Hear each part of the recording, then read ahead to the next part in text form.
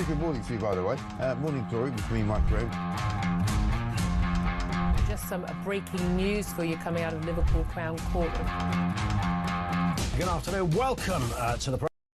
Across the UK, on DAB+, on your smart speaker, on your smart TV, and on your side. This is Talk.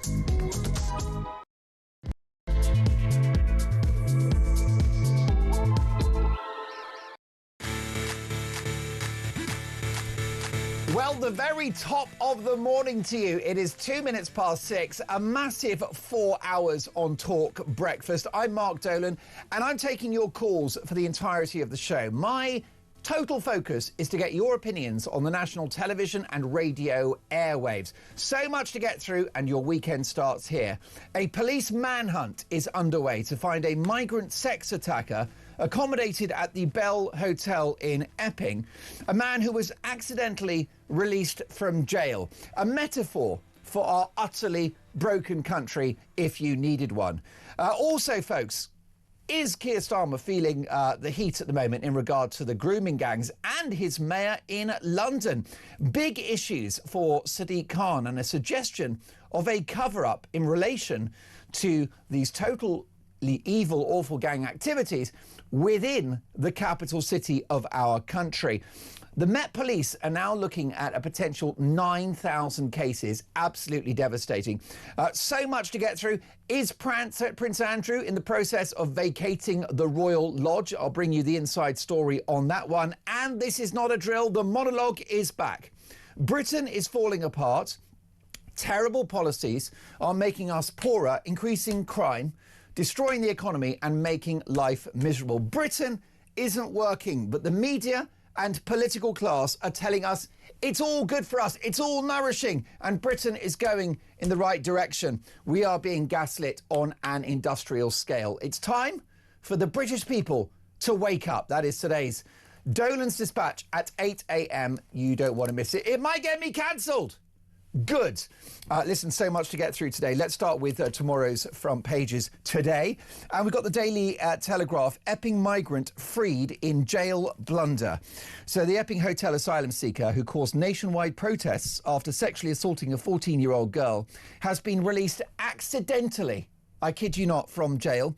Hadoush Kebatu came to Britain on a small boat, was meant to be sent to an immigration detention centre yesterday ahead of his deportation back to Ethiopia. He's now at large. He's now on the run. And let me tell you that I'm going to use the good offices of Talk, which is a nationwide and global media brand, to find this guy.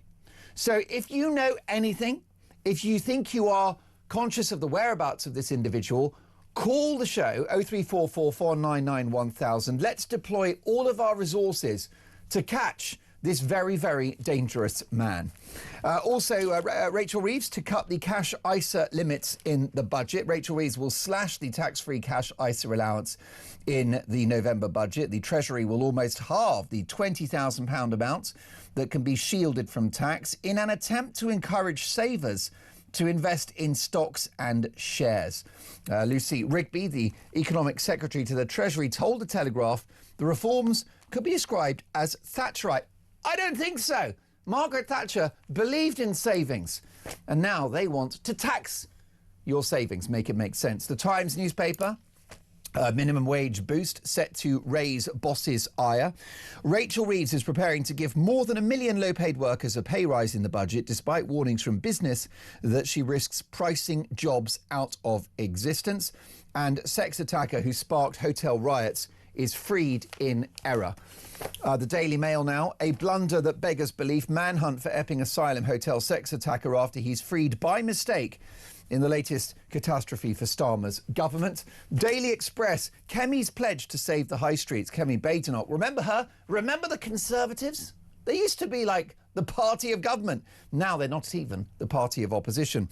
But she said that she's going to kickstart a high street boom by pledging to abolish business rates for 250,000 retailers and boosting police numbers. I got to say, I really like what's coming out of CCHQ at the moment. I really like what the Conservatives are saying.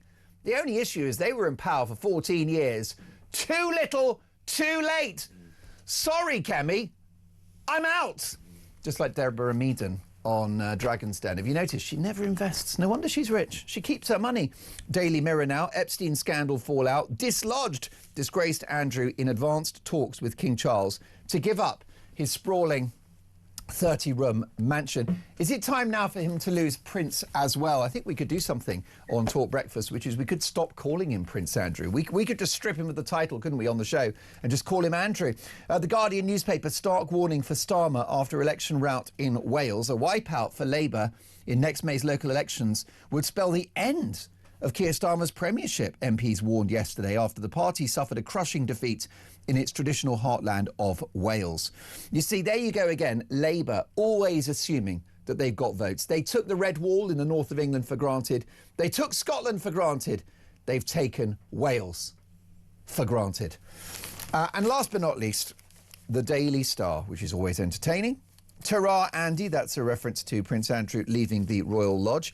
And the Star readers want Clark and Ball as Strictly presenters. Don't forget that the BBC's flagship entertainment show has literally run aground. It's a scandal hit show, and it's rats leaving a sinking ship. Tess Daly and Claudia Winkleman have made the calculation that this show is now a liability. They don't want anything to do with it. They're running for the hills. Because the broken Strictly is absolutely indicative of the broken BBC, which is turning into a propaganda machine. And that show, right, is on its uppers and it's lost its host. Now they think that they can have Ryland Clark in there and Zoe Ball. Let me tell you about Zoe Ball. Okay. Very good at reading an auto cue. What a skill that is. Amazing. Words on a screen in front of you. How is that possible? This woman was paid £1 million a year to host the Radio 2 breakfast show. Now, that £1 million a year, that's come out of your pocket, folks. £1 million. Wouldn't executive producer Dean Spencer love £1 million in his back pocket for 1 year? You'd take that, wouldn't you, Big Dean? Can you believe that? £1 million a year to play records on the radio. Okay, so what you do, I'll give you an example. I'll do an audition for the Radio 2 breakfast show, though. Let me tell you, I'm not available because I am in the bosom of talk, and let me tell you, it's good to be back. So here's what happens for £1 million. You go, good morning, everyone. Hello, listeners. It's really sunny outside, isn't it? Oh, and it's Winston Churchill's anniversary. Here's a record. That's it! £1 million. Although they wouldn't talk about Winston Churchill because they're so woke now, they probably think he's bad or something. Anyway, so they want Zoe Ball. By the way, no disrespect to Zoe Ball. She's a very nice lady. But just one of these BBC grifters. BBC grifters. Taking your money.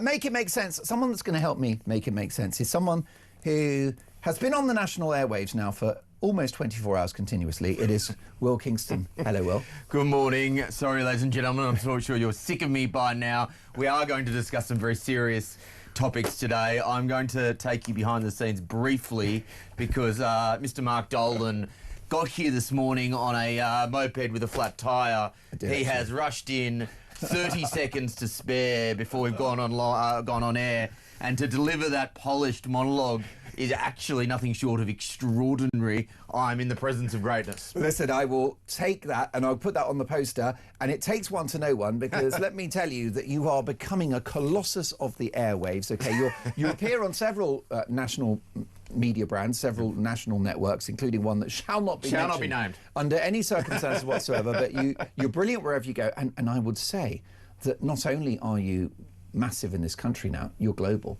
because I saw you on the Megyn Kelly show, which is one of the biggest talk shows on the planet from the United States. Yeah, it was, I enjoyed speaking with Megyn, but unfortunately, not under the happiest of circumstances, because her team reached out to me after some words that I'd made on the crisis around immigration in this country. Yeah. And we're going to be talking about an illegal migrant on the run at the moment. So, and I also said I was on with Samara Gill last night on her wonderful show, and I said that you had two Australians on an English news channel and an illegal migrant on the run, and if that doesn't wake people up to the crisis in this country, then obviously nothing will. yes, we will be dealing with all of this stuff. Well, this in is the the hours to come. funny thing, and I'm really glad you mentioned this, and we're going to get onto this manhunt very shortly, and we're going to spend the next 4 hours and use the good offices of Talk to find this guy. And if you think you've seen him, call the show and we'll put you in touch with the police, 03444991000. But actually, this is the point about the British people. This is the point about my listeners and viewers to Talk Breakfast, which is that the British people are not against immigration. No. It's about the scale and it's about who comes. Yeah. And you are an Antipodean, you're Australian. My family were Irish.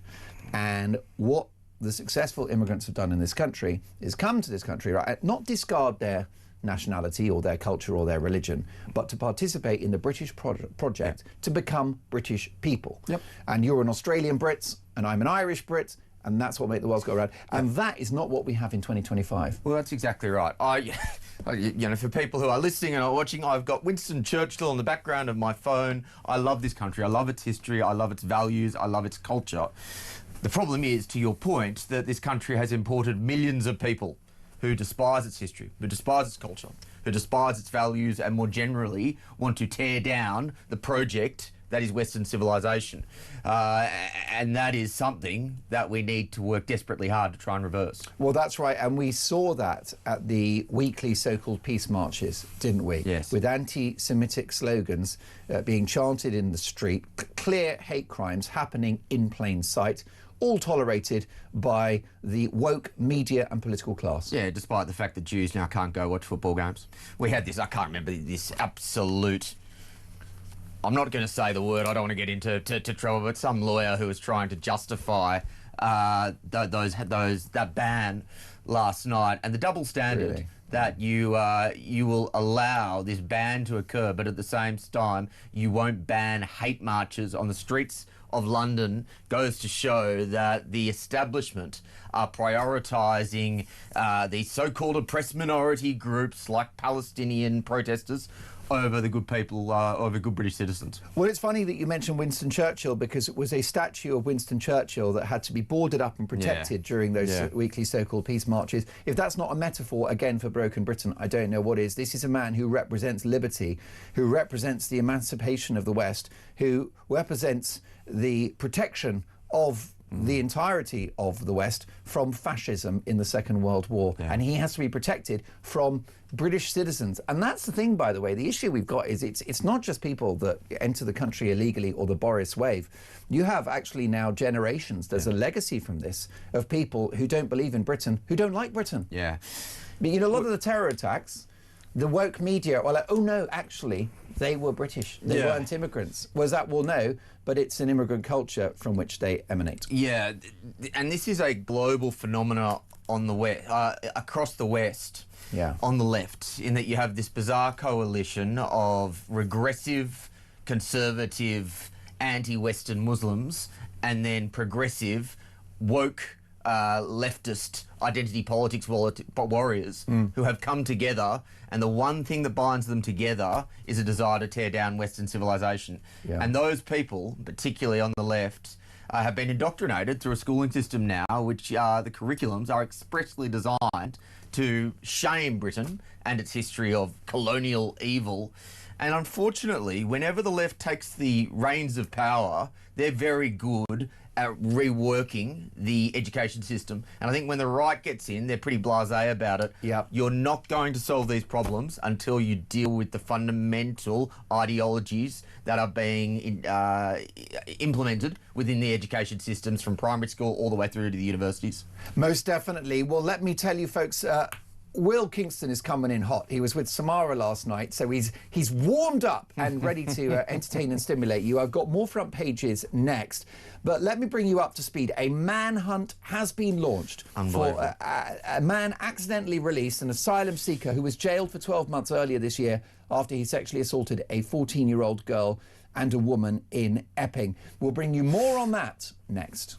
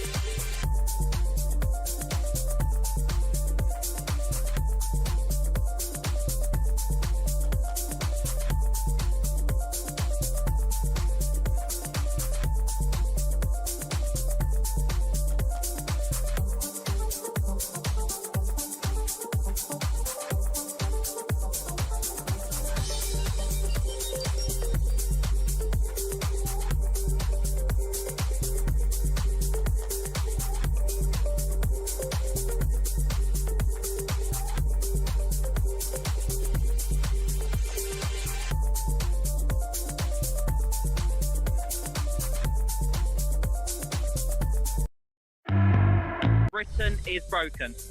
Jamie, I couldn't have put it better myself. And you know what? It shows that they don't care. I think the government showed you that they don't care when they used the Home Office to overturn your ruling to say that those illegal immigrants need to get out of that hotel in Epping. And now this is just another go at the people of Epping who just want safety. They genuinely just want the basic human right of being able to walk the streets at night. And now they can't even do this.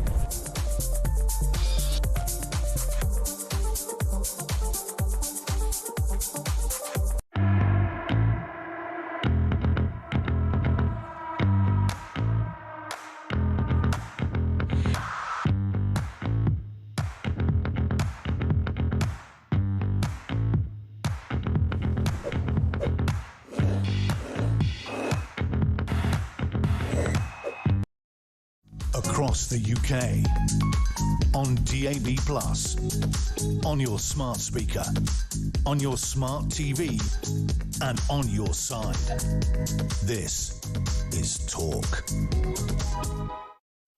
You are listening to Talk Breakfast, and let me tell you, it's a massive, massive 4 hours to come. This is not a drill. The monologue is back at 8 a.m. Britain isn't working, mass immigration, disastrous public services, high taxes. It's not a success. We're being gaslit. That is today's very powerful Dolan's dispatch. I'm not pulling my punches. It might get me cancelled. Good. I'll get to your messages. Well, no, exactly. I'm a veteran of that, let me tell you. Now, listen, folks, so much to get through. And what we really have is the headline story of the day. It's the only story in town. A story broken by the Sun newspaper. And it's all in regard to an Epping migrant freed from jail by accident. So let me take you up to speed on this one. A manhunt has been launched for an accidentally released asylum seeker who was jailed for 12 months earlier this year after he sexually assaulted a 14-year-old girl and a woman in Epping.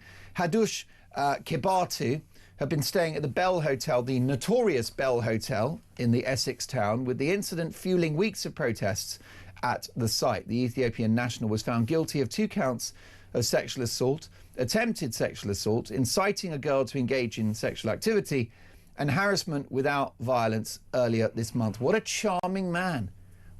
Talk about diversity is our strength. How enriching that we welcome this man to our shores on a small boat.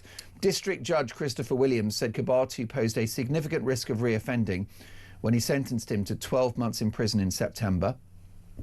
And we understand now, Talk understands that Kibatu was being released from HMP Chelmsford as he was due to be immediately deported. He was released on the expectation, wait for it, that he'd be picked up by immigration enforcement. But it's currently unclear what happened next. It's understood that the Home Office was ready to take Kibatu to an immigration removal centre. Essex police launched a manhunt for Kibatu after he was accidentally freed on Friday morning, that's yesterday morning, and the force said in a statement that the asylum seeker boarded a train to London shortly after midday.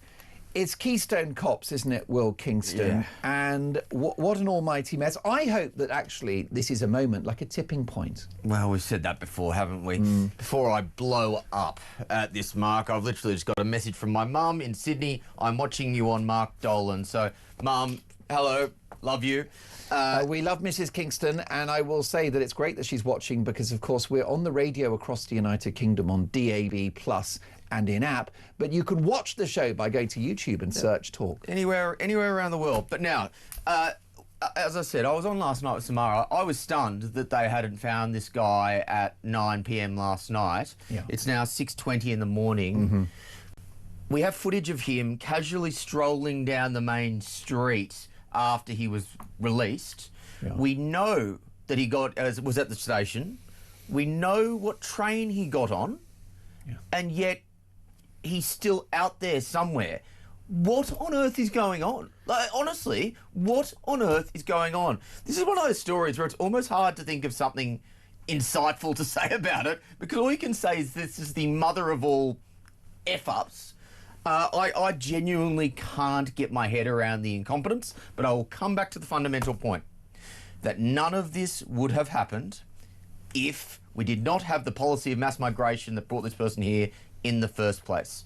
If he wasn't here, then this wouldn't have happened. This all fundamentally starts with that. Well, definitely. And an aggravating factor, as a judge would put it, is the fact that he entered the country on a small boat. Yeah. So he's broken the law by being here. Already he's a criminal.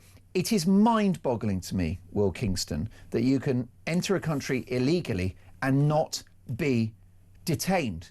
Quite the opposite. You go to what used to be a 4-star family hotel where people had weddings and christenings and funerals and leaving dues and all the rest of it.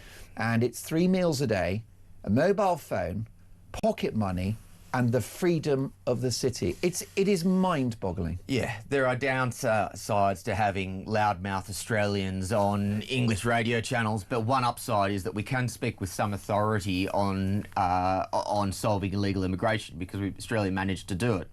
And step one is you don't let them in the country in the first place. You make sure that they don't hit the shores. But if they do manage to hit the shores, you detain them.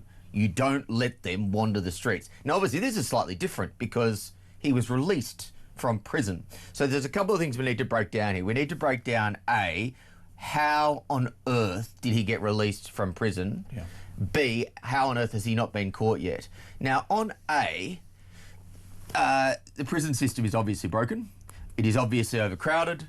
And so I would start by suggesting maybe we stop locking up people for tweets and we start actually focusing on real criminals like this one, because it is very, very obvious that the prison system is entirely dysfunctional. Most definitely, and we're currently accommodating 10,000 foreign criminals. They should be deported. Each and every one of those is costing the taxpayer £20,000 to £30,000 a year. That's more than an elite private school. It would be cheaper to send some of these monsters to Eton, right? Put them in a tailcoat and give them a premium education.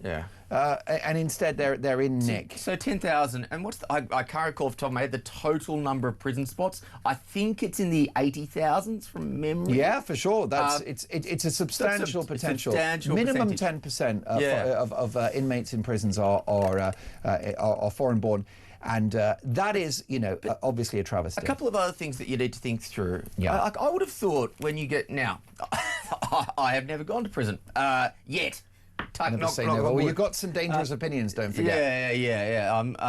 But I imagine there has to be several layers of security that you go through, paperwork that you fill out. I imagine you probably have to speak to someone who talks to you about your rights now that you are leaving prison. You would hope they might be quite firm with you because you've just broken the law. This is one of the most high-profile criminals in the country at the moment. How on earth did this happen? Like, honestly, how on earth did this happen? Well, I don't get it. I wonder whether there's a sort of slightly darker underbelly to this, which is that the authorities don't care about the safety of British girls, that some of these pathological idiots at the Home Office probably feel sorry for him. And they probably consider him to be a victim of, third world deprivation. Maybe he's misunderstood. Do you know what he is? He's probably, this sex attacker who's here illegally and who's now on the run is a misunderstood human being who had a very difficult childhood. And by the way, Will Kingston, he's the victim of structural racism as well. I generally don't like to go down the conspiracy theory route, but when you see something like this, it's really hard not to wonder, isn't it? Well, the messaging is clear, which is that his crimes are not considered so egregious by the cops that when he gets out of prison, he's not frog marched to Heathrow Airport under police presence. Not just the optics for the cops, the optics for this government. Now, look, did Keir Starmer personally sign off for the paperwork to release this man? No. So I'm not going to blame him. Well, we don't know for sure. Further inquiries need to be made. There's a few criminals that were able to do bad things when he was DPP. I'm not letting Starmer completely off the hook yet. But the fact of the matter is, it is his policy of supporting mass migration that got this man to the country in the first place. I couldn't think of a story that demonstrates that this government doesn't care about the safety of the British citizens better if I was trying to actually create one off the top of my head. So I can imagine they will be furious about this, but it is a problem of their own making. It most definitely is. Let's have a look at some other newspaper front pages. The Daily Telegraph, Will Kingston. Rachel Reeves will slash the tax-free cash ISA allowance in the next month's budget. The Treasury will almost halve the £20,000 amount that can be shielded from tax in an attempt to encourage savers to invest in stocks and shares. Lucy Rigby, the Economic Secretary to the Treasury, told The Telegraph this is basically Thatcherism. Under the current rules, savers are allowed to put up to £20,000 a year into an individual savings account, ISA, and not pay tax. Money can be spread between different ISA pots, cash, stocks and shares, lifetime ISAs and innovative finance accounts. This is a problem, isn't it? Because some people would like to have savings tax-free, which are also secure. This is the government taking away that safe saving and making us gamble on the stock market. Yeah, potentially. I don't mind this necessarily. I don't mind it. Can't we have both, though? Because we're at liberty to invest in the stock market and have an ISA which is pegged to the performance of the FTSE 100. But the cash ISA is a simple product that many people appreciate because it's ultra low risk. Yeah. And it's 20,000 a year, and most people don't reach that threshold anyway. But this, I mean, don't think it's about money. She's trying to save money, isn't she? Yeah, of course. Now, look, I think you're right. The fundamental principle should be you should be allowed to do what you want to do with your own money. Interestingly, in Australia, you have compulsory superannuation. So 10% of your salary, give or take, is compulsorily put towards a pension without you having a choice in the matter. Right, that's an extra tax, isn't it? Well, technically no, it's because your money. You get the money back at the end, but I'm against it fundamentally because I believe that you should be allowed to do what you want with your money. And if you're not, smart enough to save up for your own retirement, that's on you. Yeah. The bigger thing for Reeves is that they keep talking about go for growth, and yet they don't have the guts to cut spending, and as a result of that, she just hasn't got really any cards to play. No, do you think she's going to tear up the manifesto pledge to raise income tax, or not to raise it? I don't, because politically, we're starting to hear rumours, aren't we? And they're obviously leaking that to just test the waters. I think that would be politically catastrophic. At the same time, how much more worse can it really get for them? But the fact of the matter is, the lemon has been squeezed when it comes to tax as much as it possibly can in this country. We are tumbling down the dark side of the Laffer curve, but because they are beholden to the lunatic fringes of their party, they can't cut spending. Like, this is the big issue. You need to cut spending in this country dramatically in order to get the finances under control, but they don't have the guts to do it. The elephant in the room is that we live beyond our means, and I almost feel sorry for Sir Keir Starmer, because even if he wanted to do the right thing, which is cut taxes and stop the boats and tackle legal net migration, his party won't let him. We know that when he tried to tweak the disability benefit scheme, and his own party went into revolt over that. This governing party is ungovernable. Yeah, bless your kind heart, but I don't feel sorry for Keir Starmer because he is a weak leader. And this is the consequence of having a weak leader. If you have a weak leader, you lack the authority to bring your party on a journey. Now, there are times in a political party where you're not going to agree with everything that your party does or stands for. That would be almost impossible. But if you have a strong leader, you will get behind them because you ultimately believe in the end vision. What this proves is that Keir Starmer has absolutely zero authority in that party, and as a result of that, it is a matter of if, not when. When, not if, he goes. Most definitely. Police have launched an urgent nationwide manhunt after a foreign-born sex attacker who entered the country illegally assaulted a 14-year-old girl. This guy was accidentally released from prison. Unbelievable. More on this, plus today's front pages next.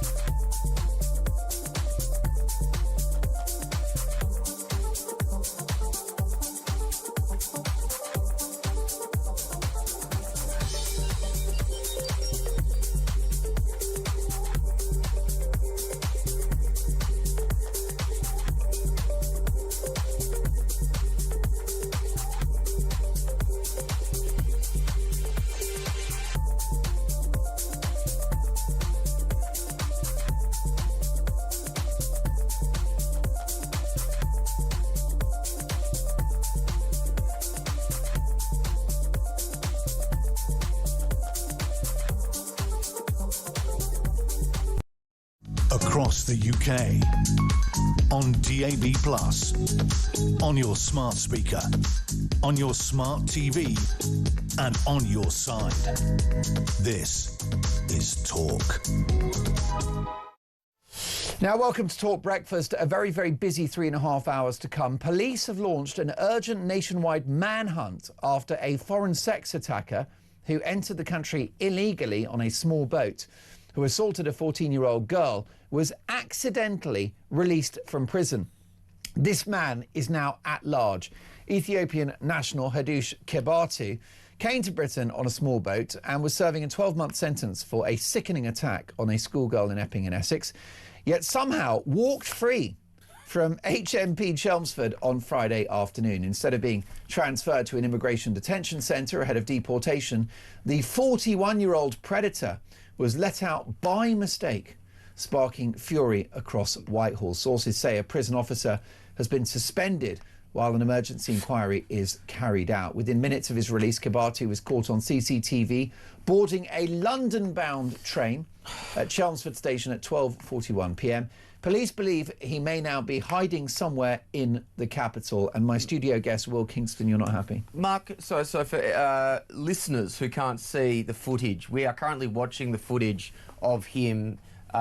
Someone's obviously taken it on their iPhone on one of the main streets of, was it Chelmsford? Was it where he was? He's still in his prison grey tracksuit.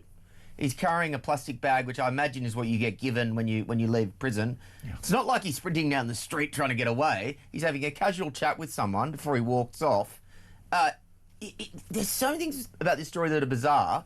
That is number one. I must ask, and I'm not blaming whoever took this footage, but if you're going to go off your iPhone, surely you would also call the police immediately. Correct. And say, get this guy. But leave that to one side for the moment. The fact that they had the footage of him at the train station, they know the train that he got on. Like, do these guys not have train timetables? Like, why did they not immediately have police at the next stop and then got him and picked him up and took him away immediately? Like, I'm really struggling with this one because there are so many things that just don't add up. I think it sends a message that the authorities are very lax, that they don't take illegal immigration seriously, and they don't see someone like this guy as a dangerous criminal who must be shadowed by a police officer at all times. Yeah, well, again, it reflects the culture, it reflects the attitude, I think. I just don't see how you could look at it any other way. And again, normally I'm hesitant to do the full-on conspiracy theory thing, or this reflects a culture they don't care. In this instance, It obviously does, because if they knew the train that this guy got on, it isn't hard to pick up a train timetable, go to the next stop, and then pick him up. This has to be a national moment, doesn't it? This has to be a tipping point where we understand and look at the fact that our country is so broken that we've got porous borders, and that a sex attacker, someone that attacks a 14-year-old girl, who, by the way, at the same time is accommodated in a once much-loved hotel in Epping, now runs free from the police. You couldn't make it up. Yeah, Mark, sorry, but we've been talking about tipping points for years now. We've had young, white, working-class girls being raped by Muslim Pakistani men for decades now. We keep using this term tipping point, and yet the same fundamental problems of a multicultural society turbocharged by mass migration endure. Like, I know, I take your point, and I hope sincerely that you're right, but geez, there's been a fair few moments which should have been tipping points that haven't been. Most definitely. How about this in today's Mail newspaper? Guilty, sick and cowardly migrant who killed hotel worker with a screwdriver. A sick, twisted and cowardly Channel migrant has shown no remorse for killing a mother who was working at his asylum hotel, her family said after he was convicted yesterday.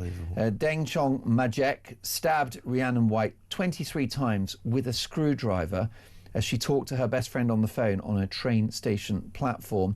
The attack last October came just 3 months after Lona Majek illegally arrived on a small boat with no documentation and claiming to be 19. There is something else that we have to address, and it's the left who turn a blind eye to these crimes and to our open borders. And what they say is oh yes, but don't demonise illegal immigrants, because actually there are lots of people who are British who stab people with a screwdriver. There are lots of British people who attack young women. There is no disagreement about that. Why people are so angry is because we are importing folk who commit these crimes. These crimes don't need to exist and shouldn't exist. Yeah, I'm so sick of the what about the white rapists argument. Number one, it's extraordinary how the left don't understand per capita statistics.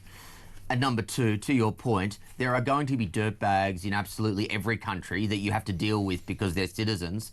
That's the reality. You don't need to exacerbate the problem by bringing more in, which is why every single one of these crimes is a direct consequence of government policy, which means that government is culpable for that woman who is stabbed 23 times in the neck with a screwdriver. It is a direct result of government policy. That's right. If you don't leave the ECHR, if you don't tear up the Human Rights Act, if you don't revisit the Refugee Convention, if you don't detain foreign criminals, if you don't deport them, if you don't have a Rwanda-type scheme, if you don't have a disincentive, then you have got blood on your hands. Because this is policy.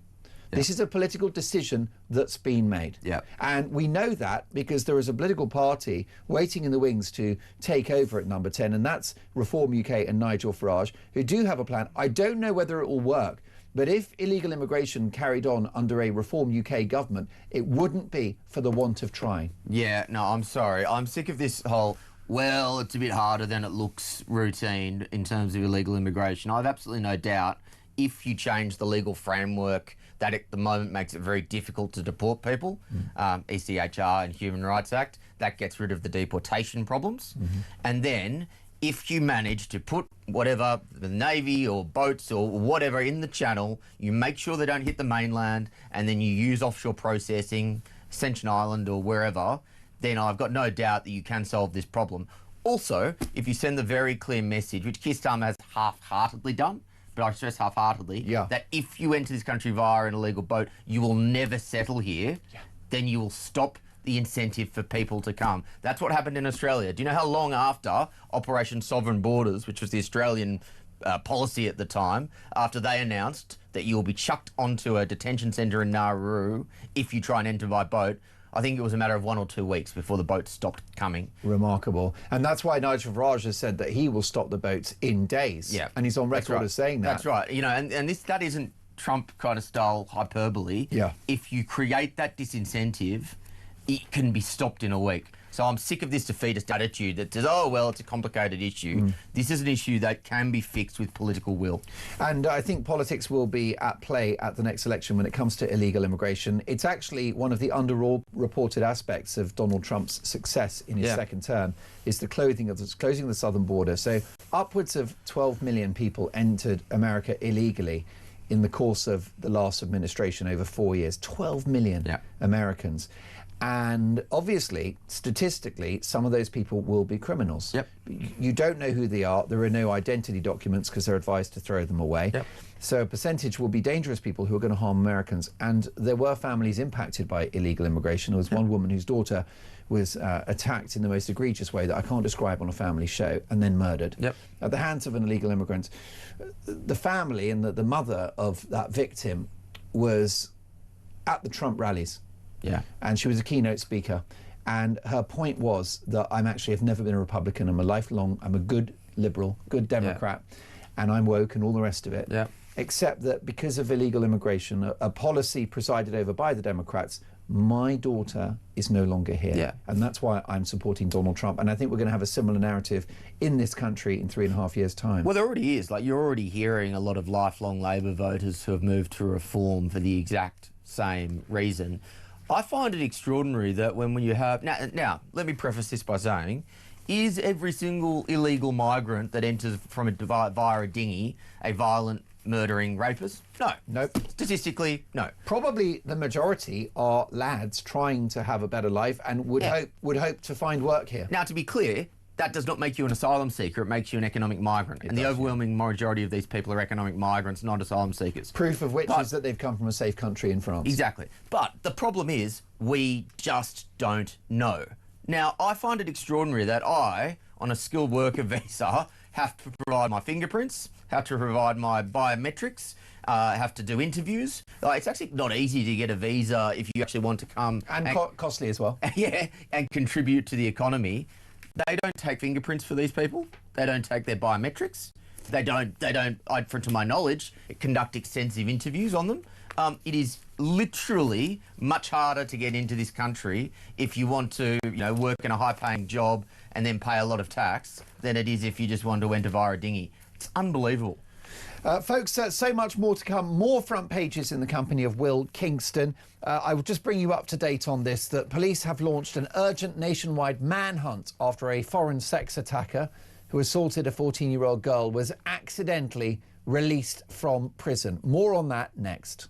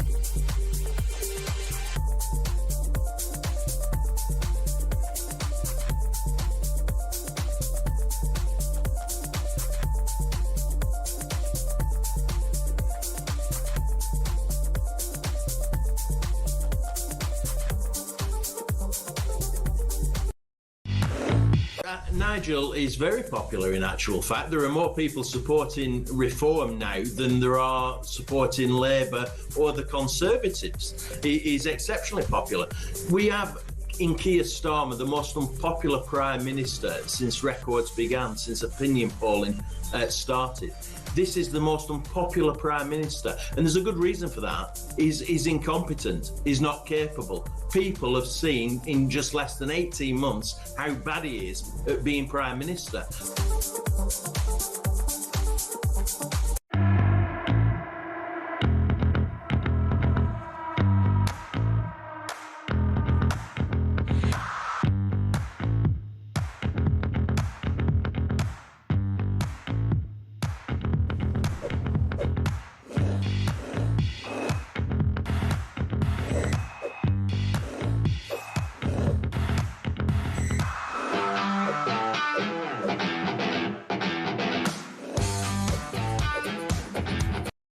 Across the UK, on DAB+, on your smart speaker, on your smart TV, and on your side.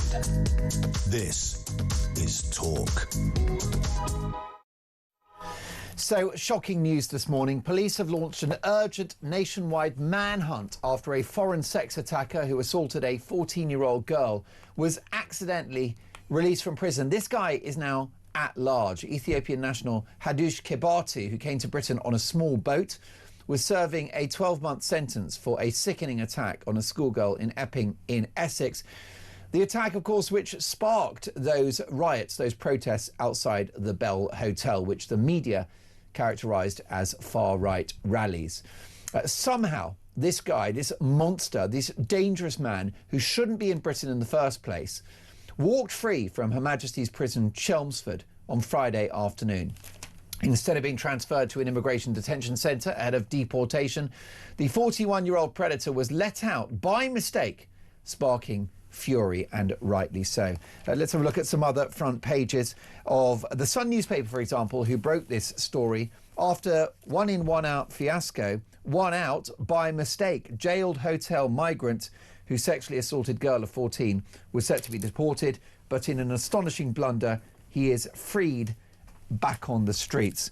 Daily Mail, a blunder that beggars belief. Manhunt for Epping Asylum hotel sex attacker after he's freed by mistake in latest catastrophe for Starmer's government. And exclusive, could the King pay Andrew to leave the Royal Lodge?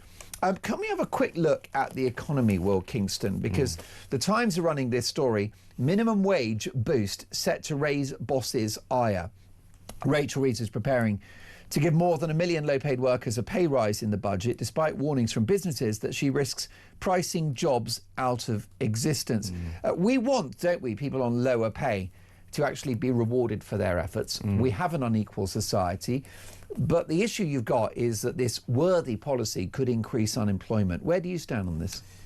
When Keir Starmer was elected, he said words to the effect of the defining mission of my government will be growth. And the thing that frustrates me so much is that every single thing they've done since is anti-growth.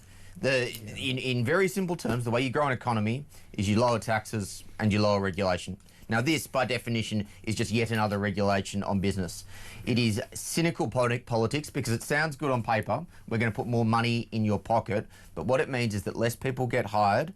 It increases the burden on businesses, and as a result of that, you get less growth. As a result of that, the government gets less tax revenues, and as a result of that, taxes go up elsewhere. Ultimately, whilst you may get 50-odd pence extra an hour, you will end up losing out in the long term because this is an anti-growth measure, and they know this, but they know basically trying to take the public for fools because they effectively think that the public is stupid. Indeed, it's socialism, isn't socialism, the failed idea that never goes away. This government have inherited an economic mess from the Conservatives. I won't deny that. Partly, by the way, because of the illegal invasion of Ukraine, which has spiked energy prices. Let's not forget the government subsidised our energy bills for a year and a half to the tune of around £50 billion.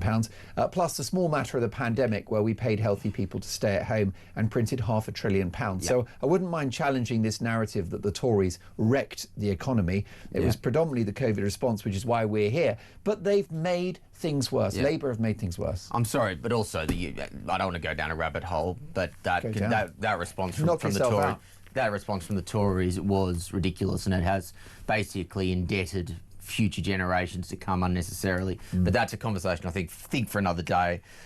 You're right. This is a uni-party problem.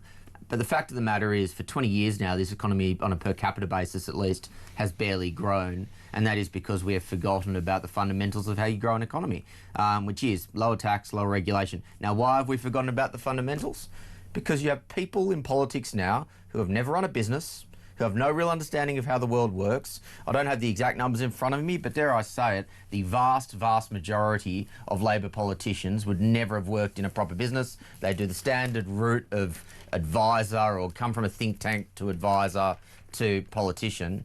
And as a result of that, when you get into government, they've got no real understanding of how you grow. One member of the cabinet has had a business. One member of the cabinet. Pretty impressive. Now, one of my favourite, darkly favourite stories from the last year was when it came out that Keir Starmer was looking for ideas for growth. And so who did he go to try and get those ideas? The heads of all the regulatory bodies, the quangos in the UK. By definition, the regulators are the ones who are there who are meant to inhibit growth. And yet that's where they're trying to get their ideas from. I think there's something like 470 odd quangos in this country. And that's where they're getting the ideas from. So we could do worse than start by encouraging more people who actually understand how business works to get into politics. So you actually have people who understand how to grow an economy. How about this in the Times newspaper? Non-white students from rich families handed lower offers by top universities. Leading universities are making lower offers to non-white teenagers, even if they're from wealthy backgrounds or high-performing schools, proving, as we always thought all along, that this is about skin colour, Will. Yeah. I thought this woke nonsense was over. It's not. Like, Piers Morgan's just released a book, Woke is Dead. Rubbish. Like, Piers, sorry, absolute rubbish. Woke is not dead. There is still this ideological capture across the universities, across most of the media, and across most of the administrative state that continues to believe in this sort of identity politics, this idea that skin colour matters more than merit. It's still very much there. And as a result of that, the one true source of inequality, which is economic inequality, gets ignored, which is why white working class boys and girls continue to be ignored in this country to this day. Most definitely. Listen, I've just fired up the message board. It's in meltdown across a range of issues. Sean in Gloucester says, good morning, Mark. The Tories were not very good, but much better than this totally incompetent LIBOR. But between them, they've systematically ruined this country following Blair's lead. I genuinely fear we're past the point of no return. Our only hope is a fresh approach with reform. And even if they only achieve 10% of what they say they will, we'll be infinitely better off. I'm patriotic, but I would leave given the chance, says Sean. Hi, Marks. Vic in Bristol. On the subject of migrant prison escapee, only one man to sack, the prison governor. Alan in Merseyside. Mark, Starmer has put us front and centre just behind America in the war in Ukraine, even though we can't defend ourselves, never mind Ukraine. Then on the same day, an illegal migrant who entered the country illegally murdered a young woman, leaving people to say Starmer has got blood on his hands. And of course, I'm one of those people. Rachel says, hello, has David Lammy resigned yet? Absolute farce. There you go. Rachel, what's happened to your music? My brain has started to expect the Mark Dolan Show theme tune at 6 a.m. Listen, we're going to do that at 7. Don't worry about that. We are on the case. Thank you for the feedback, Rachel. This is Christina, who says, good morning, Mark. I love Will Kingston. He's a breath of fresh air and says it as it is. I hope he returns. I hope he runs for reform. We need him. Is there a danger with reform that expectations are too high? Well, firstly, Christina, your cheque is in the mail. Thank you. Is there a danger that expectations are too high? Yes, of course there's a danger of that happening. The danger for reform will be, and I had a wonderful conversation with David Starkey this week on my podcast, and his main argument is that Blair and then the Conservatives have spent 15 to 20 years building up this administrative state, which has taken power away from elected representatives and put them in the hands of the quangos and the judiciary. And what that means is, even if reform have the best ideas in the world, they're going to have to come up against that blob. And you could very well see the equivalent of what Trump's first presidential term looked like, which is a lot of good ideas, but nothing really got done, because whenever they're trying to push through, in this instance, for example, immigration policies, you're going to have a Treasury that's saying, no, we still believe in this stupid and, to be honest, now redundant idea that low-skilled mass migration is good for GDP numbers, so we're going to resist you. So what's going to need to happen for reform is, before you start thinking about any policy around immigration or the economy or the NHS, you're going to have to basically fundamentally strip out the civil service, Whitehall, the administrative state, and that's a 10-year that's a 4-year project. Well, it's funny you should say that about 10 years, because I think that reform need two things to deliver for the country if they do, and the jury remains out. The two things they need are a large majority. Yep. And they need 10 years. Yeah. They need 2 terms, as Thatcher did. Yep. Because she didn't achieve an enormous amount until between 1979 and 1983. Yeah. The economy was still absolutely in the toilet in the early 80s. And it was only after winning the Argentinian War, the war against the Falklands War, that then, sort of on a wave of patriotism, she was given another 5 years. And by then, in that second term, that's when so many of the reforms were able to kick in. And she'd weeded out the lefties from her own party. Yeah. So Farage is going to need a majority. He's going to need time. There's one other thing he's going to need, Will, which is money. And he's going to inherit a broken economy. Yeah. You don't have border control without resources. You don't have more prison places without resources. You don't have tax cuts for the poor without resources. Well, that's going to need to start with huge spending cuts, which, again, to your point very earlier in the show, I like what a lot of the Conservatives are saying now. That, I think what they say, 47 billion proposed in spending cuts, fully costed. Yep, you're going to need more than that to try and turn things around. Reform, we're also going to need money from donors. At the moment, they're not getting as much as they should. My understanding is the Conservatives are still getting more money from donors than Reform are. They are. And the Conservatives are almost dead. And I think a lot of people in polite society with money are waiting for it to be a bit more socially acceptable to get behind Reform before they start tipping their money in. Yeah. So that will, I think, happen, but it'll happen in time. But at the moment, there are going to be huge challenges for Reform. The other thing I will say, and this became very clear after those elections in Wales, there will be tactical voting against Reform on a mass scale. There will be trickery. I can see a real possibility of a combined Labor Lib Dem government coming out of the next election. That is what Reform is up against. To right, Sharon has messaged the show. Good morning, Sharon. She says, Mark, one could not make this up. This is a sex attacker on the run, illegal migrant. This government is totally incompetent. They need to go now. More on this next. This is Talk Breakfast.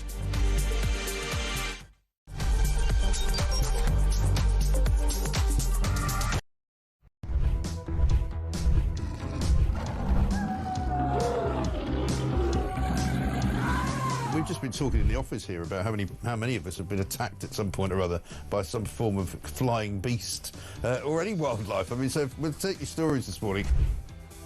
Hello, this story is concerning wildlife. It's concerning a rhino. A rhino? Blimey. Right? Yeah, okay. rhino. I used to live in Kenya when I was about 5 or 6 years old. Okay.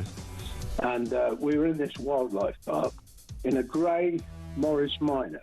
This rhino started chasing us.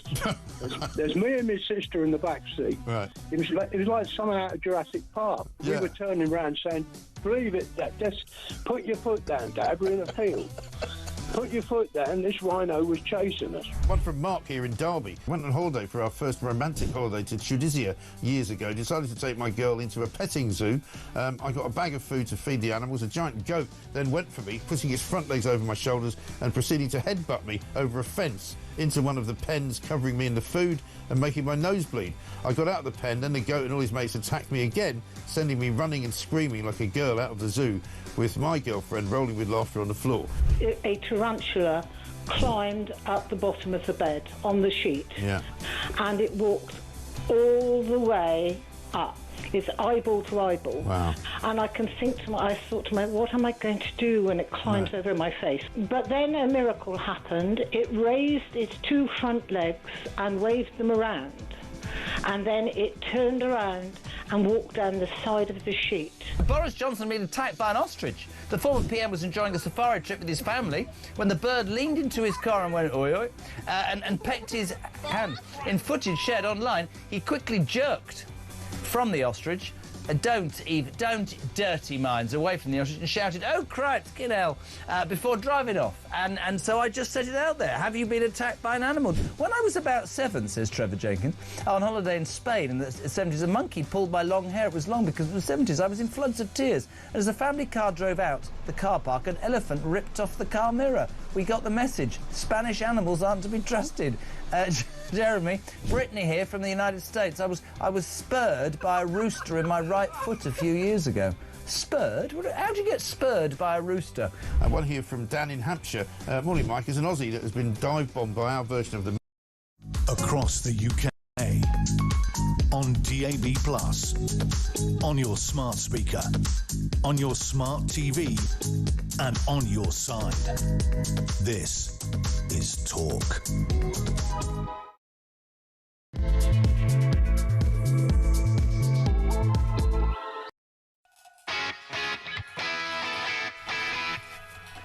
That's more like it.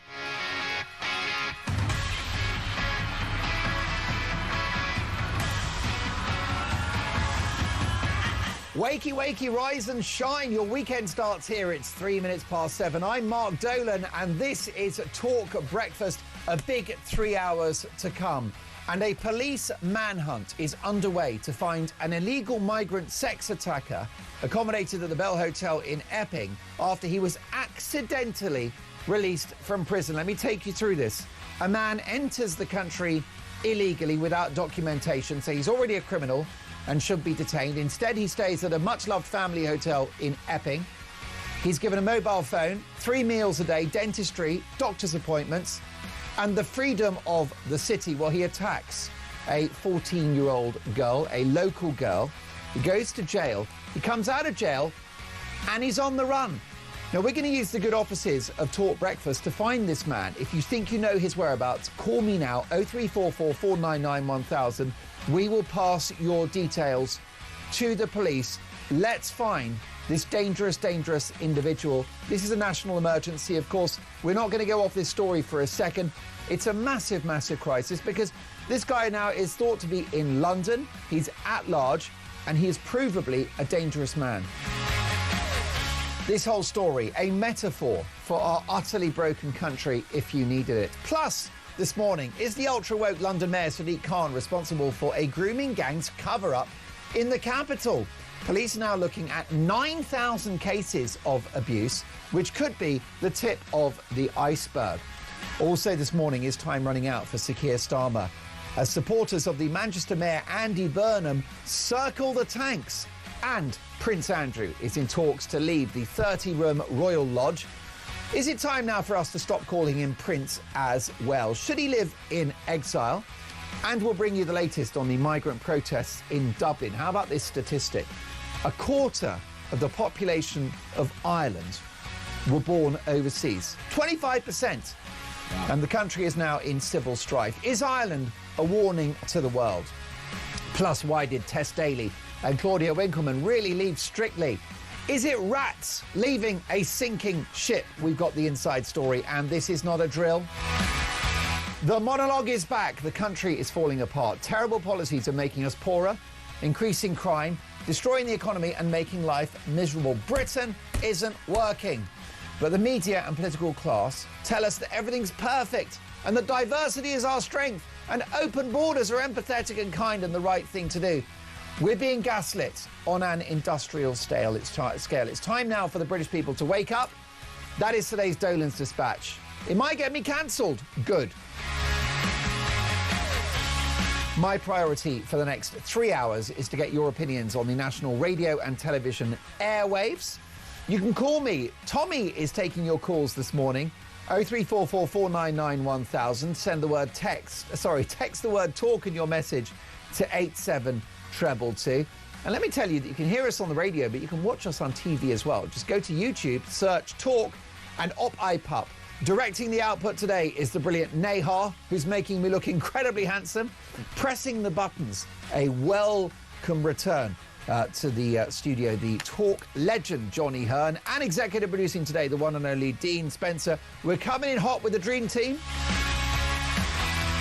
0344 499 1000. Is the escaped illegal migrant sex attacker a pure example of broken Britain? Let me know. A busy 3 hours. As the saying goes, let's talk. Now, police have launched an urgent nationwide manhunt after a foreign sex attacker who assaulted a 14-year-old girl was accidentally released from prison. Ethiopian national Hadish Kebatu, who came to Britain on a small boat, was serving a 12-month sentence for a sickening attack on a schoolgirl in Epping in Essex, yet somehow walked free from HMP Chelmsford on Friday afternoon.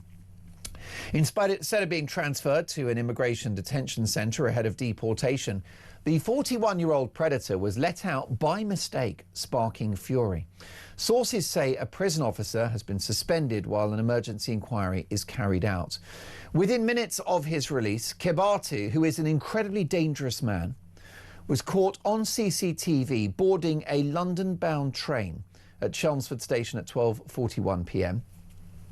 Police believe he may now be hiding somewhere in the capital. He's been on the run, folks, for almost 24 hours. Britain is the world's CCTV capital. And if you do 23 miles an hour on a 20 road, they take you down to Chinatown. But they can't find a foreign-born criminal. Justice Secretary David Lammy, mastermind himself, said he was appalled and livid on behalf of the public that Kebatu is at large. He told reporters, let's be clear, Kebatu committed a nasty sexual assault. Is that the right expression? A nasty sexual assault? An evil, egregious, wicked sexual... A nasty? You get a nasty rash, don't you?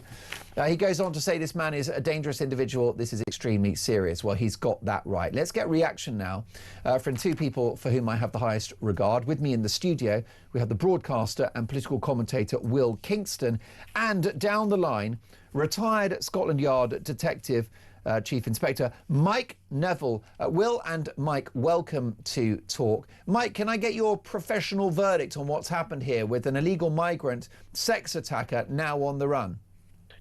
Well, it's an absolute fiasco, Mark, isn't it? And like you say, it just sums up the whole problem with the country. People just can see that everything is a mess. It doesn't work.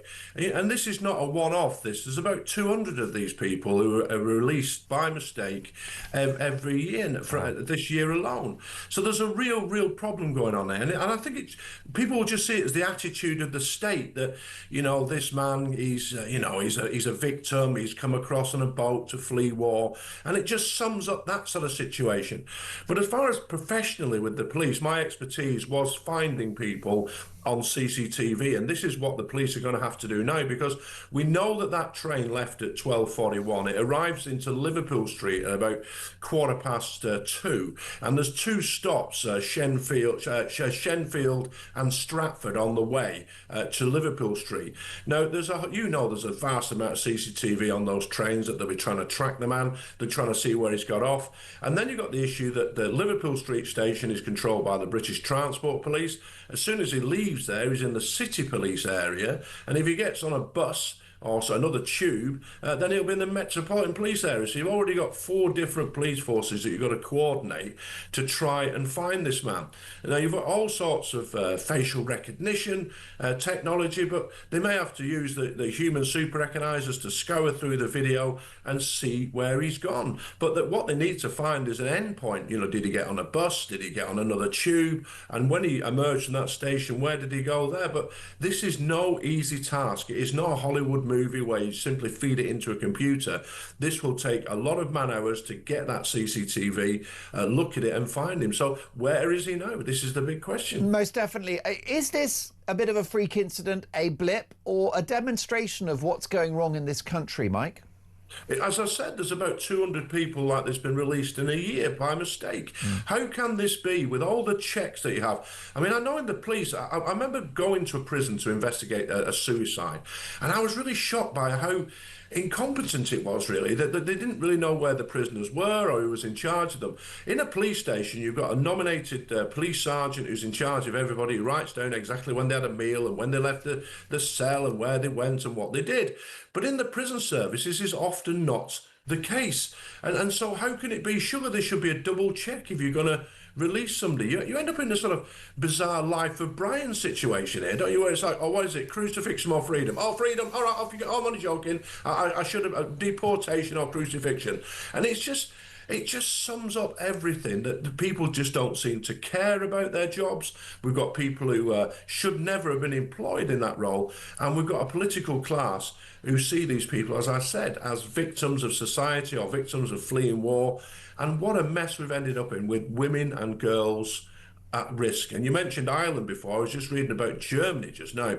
There have been so many sex assaults in Germany. That's out of control. So it's not just Britain. Where did you read that, Mike? Where did you read about? That's in the Sun. Is that in today's paper? We'll dig that out. Today's paper. I had particular interest because I was in the military police in Germany, and I went there when all the sex attacks occurred in Cologne on New Year's Eve. I was sent as an advisor to the German police, and their establishment tried to cover that up as well. And it's just got worse and worse. Mrs. Merkel has left a terrible legacy behind in Germany. In all Western countries, the real people who suffer here are women and girls. What happened in Cologne?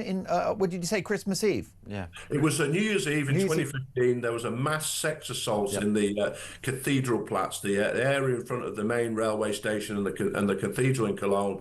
A load of sex attacks, which the authorities tried to cover up, but a lot of the women had videoed it. There was not much CCTV in Germany because of historical sort of cultural reasons. But I was sent over there, but it took 3 days to come out because the establishment didn't want it to come out. And they've got a real problem with swimming pools where children are being assaulted in swimming pools by migrants. And it's just, they've put people at risk. And as I've said to you before, Mark, I had to speak to my 2 daughters about being in Bournemouth.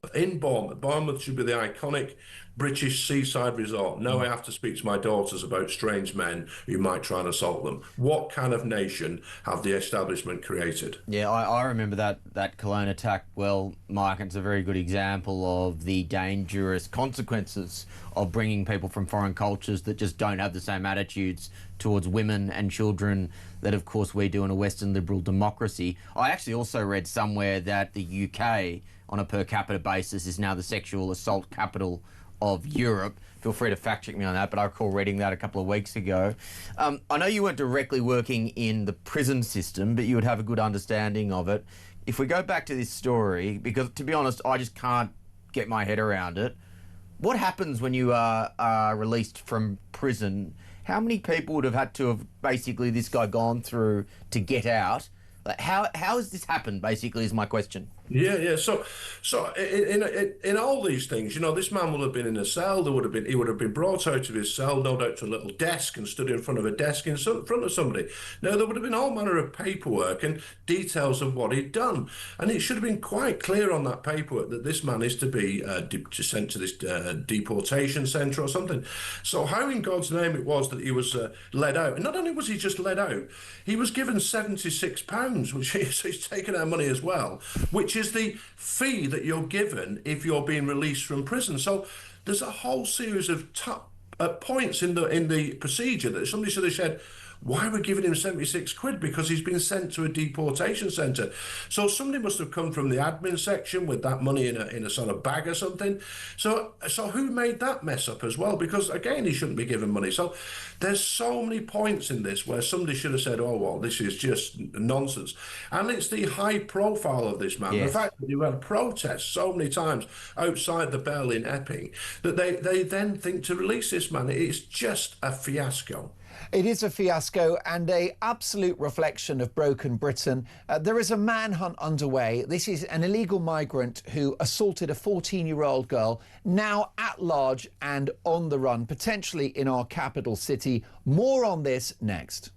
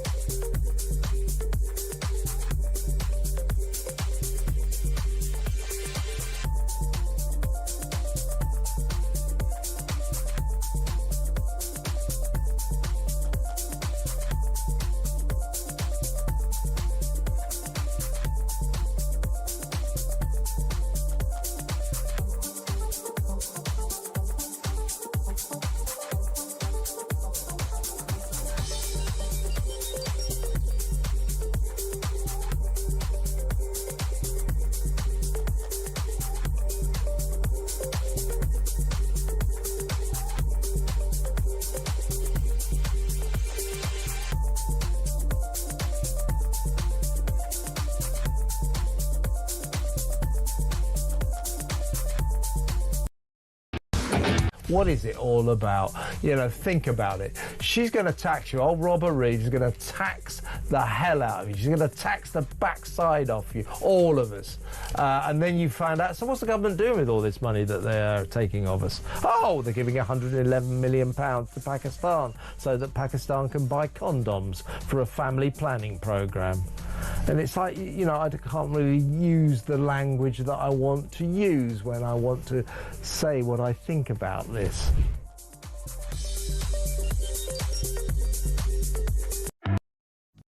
across the UK, on DAB+, on your smart speaker, on your smart TV, and on your side.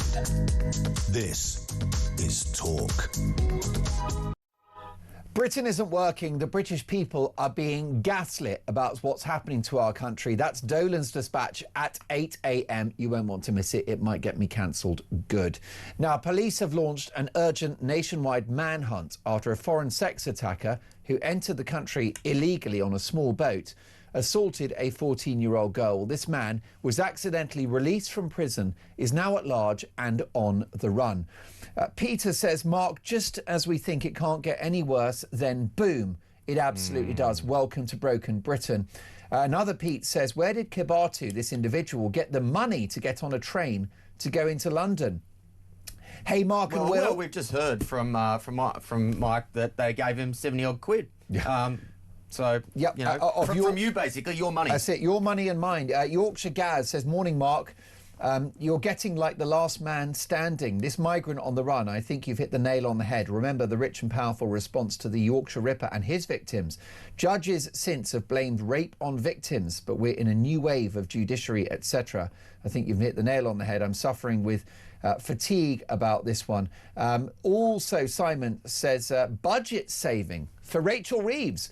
Stop paying £20 billion on illegal immigration annually. Stop massive pay rises, 50% total for doctors, trains, etc. Stop giving Pakistan and other countries foreign aid, etc., etc. Cut back on green solar policies and wind farms. And the above along annually would save a Conservative estimated £30 billion. Simon for Chancellor. Well, let's get more on this. The police have launched an urgent nationwide manhunt after a foreign sex attacker who assaulted a 14-year-old girl was accidentally released from prison. First of all, let's get a reaction from Barry in Norwich. Good morning, Barry. Good morning, Mark. Good morning, Will. Morning, Barry. Barry, what's your reaction to this story? This is a man at large who's attacked a 14-year-old girl. He's been given pocket money and he now is roaming the streets. Well, for one, I can't understand how a man can just be discharged out of prison like that. It just doesn't make any sense. And I saw Will on Tamara's show last night. I hope your bottom lip's better, Will, that he was chewing last night, mate. He's been working overtime. And I agree with everything what he said, Will, last night. You know, sometimes these people have to be taken to the ground and, you know, by the public. You know, I don't understand how he can wander about like that. No, people Barry, you raise a great point. Did he get on a train last night? He did. Sheffield, didn't he? He got on a train. Here's the thing, Barry. Liverpool Street, sorry? Yeah, you raise a very good point. But Barry, here's the problem, right?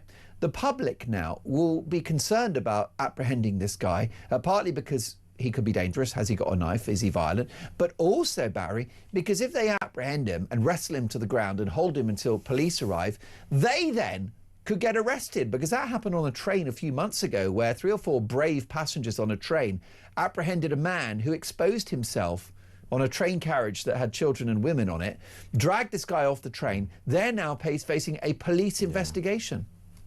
Well, this is just how back to front this country, isn't it? I mean, I used to work on the railway about 20 years ago as a track maintenance engineer. A what maintenance engineer? I do know that on the railway they have British Transport Police at various different stations where they could apprehend people on trains, and the regular police can come and get them. If he was on a train to Sheffield, there's no way he should still be walking about this morning. Police should apprehended him at Liverpool Street.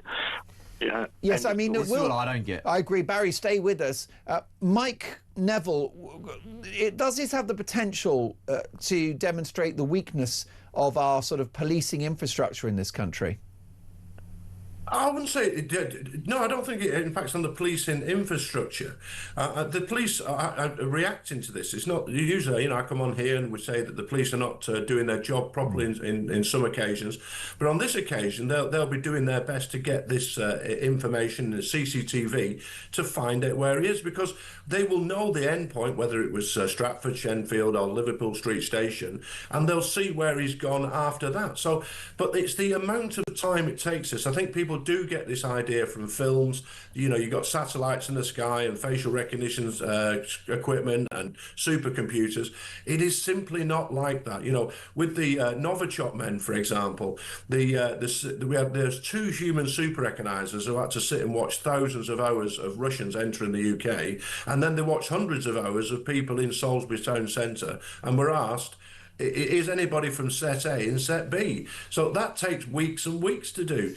In this case, they've got a much more focused thing. They've got one individual, they know the route he took, but it's the moment he leaves Liverpool Street Station. Where did he go? If you've been there, you'll know you can go downstairs to the underground, and there are 3 or 4 lines running through that. And also, if you come out, you're right in front of Bishopsgate Police Station, but there are innumerate buses that take you all over the capital. Now, those buses are all equipped with CCTV, but that CCTV equipment is in several different bus garages spread across the capital. So somebody's got to go and get that, and somebody's got to view it. So it's a difficult task for the police, but I think they'll be onto it. There'll be pressure from the Home Secretary, pressure from the Commissioner to sort this out, and so I'm hoping we'll get a quick result soon. Now, bearing in mind as well, there may also be some intelligence. He knows somebody in London, so those premises will be raided as well. Mike, but what I don't understand is why there weren't police officers on the platform at every door of that train. Is the only reason because they weren't aware that a problem, that a mistake had been made by that point? Yeah, I don't think they knew at that point. I think somebody's videoed him. He's quickly got on a train. He spent 76 quid on a train ticket to London. I don't think the police would be informed until 2 or 3 hours later, you know, because there would have been a desperate search at the prison. Can you imagine the prison? Oh, my God, this bloke's been released. He shouldn't have been. There would have been a massive checking through of all the paperwork. They would have been looking for what's happened to him, where's he gone? And then the realisation this has been an utter disaster, then they would have informed the police. I don't imagine the police were informed until, you know, a couple of hours at least until he'd fled. Well, if that is the case, that's an absolute scandal as well, because I would imagine, and again, you know this stuff, I don't know this stuff as well, but I would have thought that if they knew that mistake had been made and then they delayed a single minute before informing the police, then that is, for me at least, absolutely unacceptable. You know, it's like they wouldn't have wanted to admit a mistake. Everyone would have been checked and double checked to make sure, because it is such a mess, isn't it? That the embarrassment of it, you know, they can just. This is human nature. Sorry, Mark. No, most definitely, Barry. Do you think that there could be an element of pathological empathy at play, that the authorities are kind of lax, quite, sort of liberal with this guy's freedom, and don't see him as a huge threat because they have huge sympathy for him because he's fleeing persecution? Well, this guy is a child rapist. He's a paedophile. He's a very dangerous individual. Are you seriously telling me? I'll just interrupt you there, Barry. He is a sex attacker and the most egregious evil crime, definitely. He's a very dangerous individual 100% to women and girls. 100%. And is that police officer seriously saying that it will take a couple of hours to find a guy who's just walked out of a prison, who's standing in the middle of London in a prison uniform, in a clear plastic bag, getting on a train to Shenfield, right, to Liverpool Street, and there's no one there to arrest him at the platform? Well, the police have got to know that the police didn't know at that time that he'd been released. That's why the police weren't on the platform at Shenfield. Yeah, most definitely. Andrew, thank you for your call, Barry. Do call me again soon. You made some really important points. Andrew's in Hertfordshire. Good morning, Andrew. Welcome to Talk Breakfast. Good morning. A crackerjack of a show. What a real innovative person you got there from Australia. Really good. We love him. We love Will Kingston. Morning. Good day, Andrew. Thank you. So, Andrew, your reaction to this story that an illegal immigrant who attacked a 14-year-old girl is now on the run? Yeah, Lammy has to go, fall on his sword. And you have to think of the victim. You have to think of the victim. This is horrific. It really is. We should protect victims, and then you have to look at across London. London isn't safe for women today because that man is on the streets, and that's the message you should put across.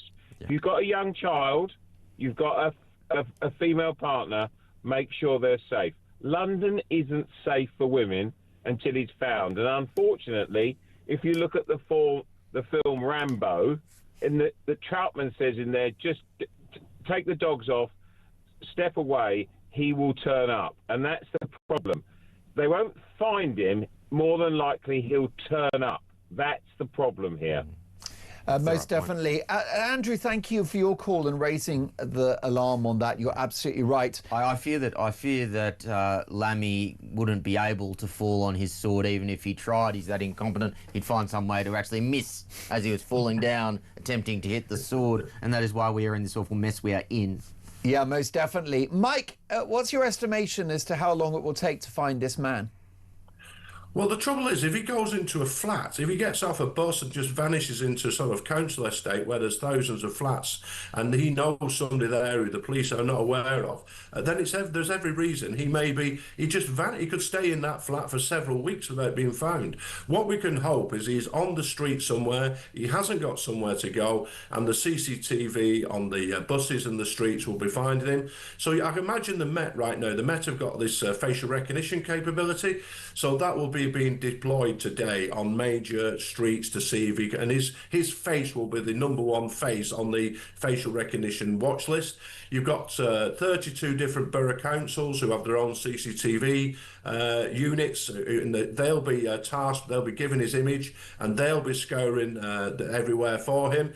And if there's any, as I say, any trace of him having any form of bank account or any associates in London, all that intelligence will be being reviewed, because you can bet your bottom dollar this is the top priority of the Met and the rest of the police involved this morning. How reliable is that facial recognition technology, Mike? I don't know much about it. Right, so the facial recognition technology is very good if you're checking it against a high quality image, and we can see by the images in the press. You know, you've got his mugshot, so you've got a high quality CCTV, quite high quality photograph, like a passport photograph. You know yourself, Will, if you go to the airport, you know you're looking at the camera to get through. The facial recognition works, so it will work in good weather with a high quality image, as long as his face isn't particularly masked. Now, this guy, if he's got sense, will he wear a mask? Because he'll just stand out. As we've heard, he's in a prison tracksuit, so people can be looking out for that. But in good conditions, which it should be today, well lit, in major streets, that facial recognition should work. And as I said, the Met have a team of human super recognisers who could be deployed as well to look for him. And you've got all the eyes and ears of every...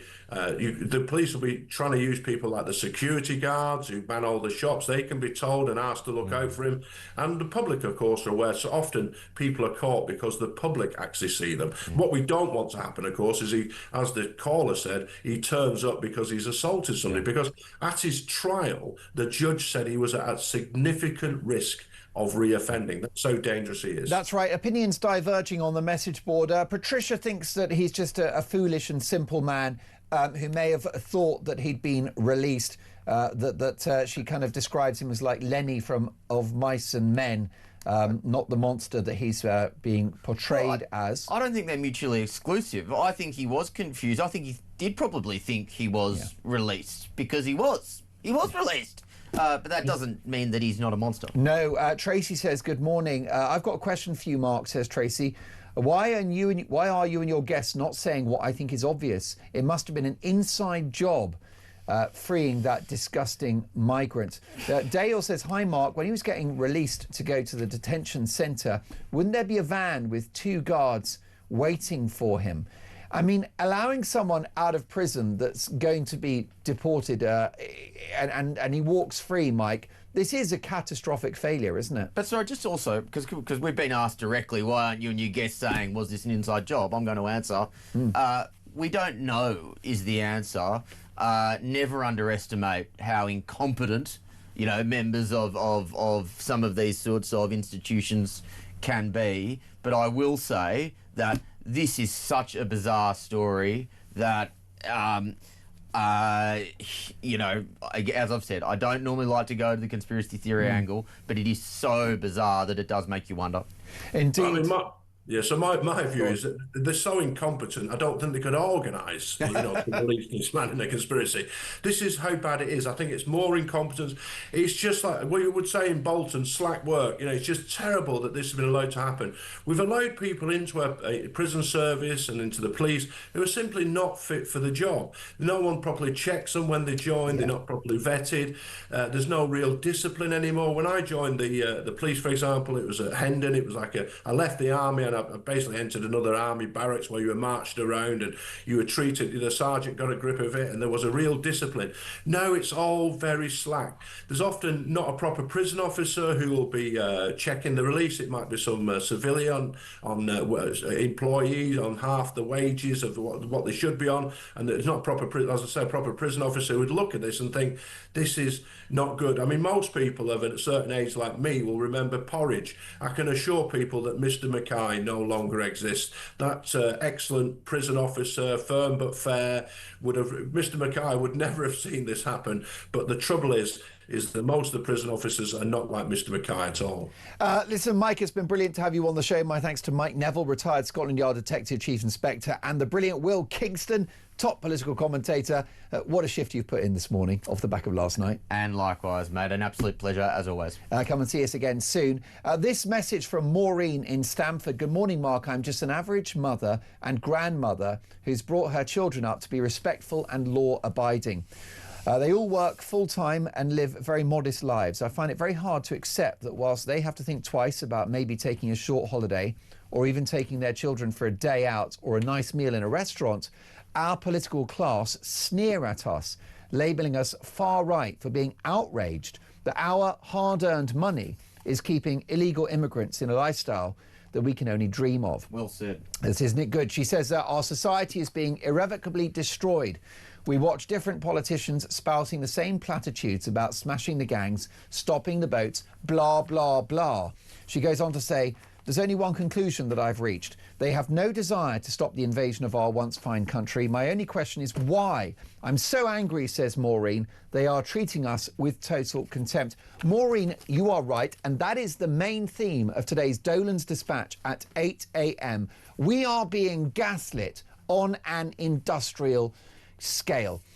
So, folks, listen, massive news, a developing story, and that is the fact that police have launched an urgent nationwide manhunt after a foreign-born sex attacker who entered the country illegally and who assaulted a 14-year-old girl has been accidentally released from prison. He's on the run. Next up, we're going to get reaction from a local politician in Epping Forest, of course, the location of the Bell Hotel where this man was previously accommodated and close to where he committed his egregious crime. That's next.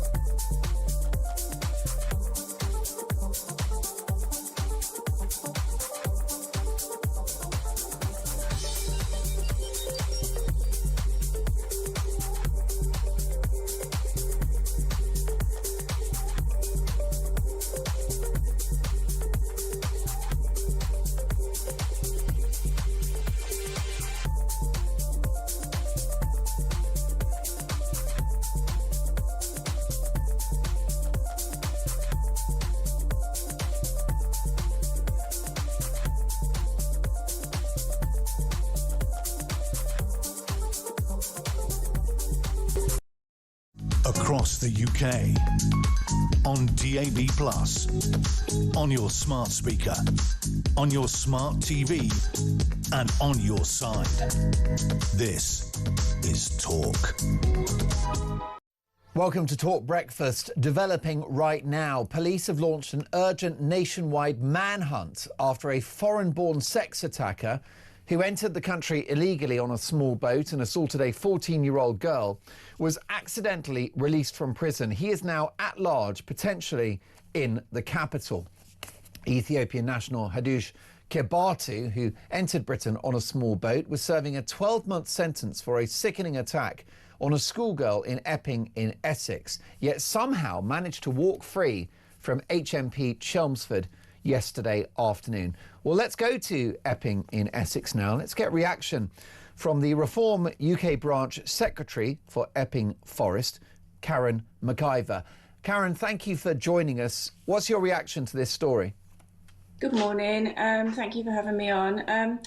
Well, it always seems like we're playing catch up, doesn't it? Just listening to your last words there, we always seem to be, playing catch up in at the moment in this country. Yeah. Why wasn't that announced yesterday? The minute they knew that he was out there, why has it taken the next day to announce that? First of all, I'd like to start with, obviously, my heart and everything goes out to the family, a wonderful family, and the other victims of this guy. We know what he's capable of. We know what he's done. It's been proven. My heart goes out to them. This country is broken. This country is in such a mess. And just when you think it can't get any worse, this happens. And you know. This is such a high-profile case that we all know about it. How many other cases are happening that we don't know about? But, going back to this guy's dangerous. We know he's dangerous.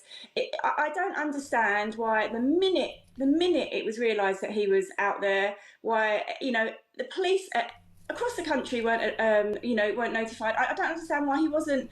It's this day and age. We are a Big Brother society. We are watched everywhere. Everything that we do, we are watched. And I don't understand how he's managed to get even into London, knowing that every train's got CCTV, every platform's got CCTV. Everywhere you go in this country, there's CCTV. So I hope the special services in this country, who are amazing, I hope they're on this guy and they actually do know where he is, and I hope that they are watching and just waiting to catch him. I thought this morning that I would wake up and he had been caught. It's very disappointing to know that he hadn't. This guy is dangerous. He should not be here. He's an illegal immigrant. The government let us down by having him here in the first place, and they continue to let us down. There's no plan for these people, and this is what happens. I listened to David Lammy last night. He did he did a video. He didn't fill me with any confidence. I'm a mother. I have a daughter. I have nieces. I have a granddaughter now.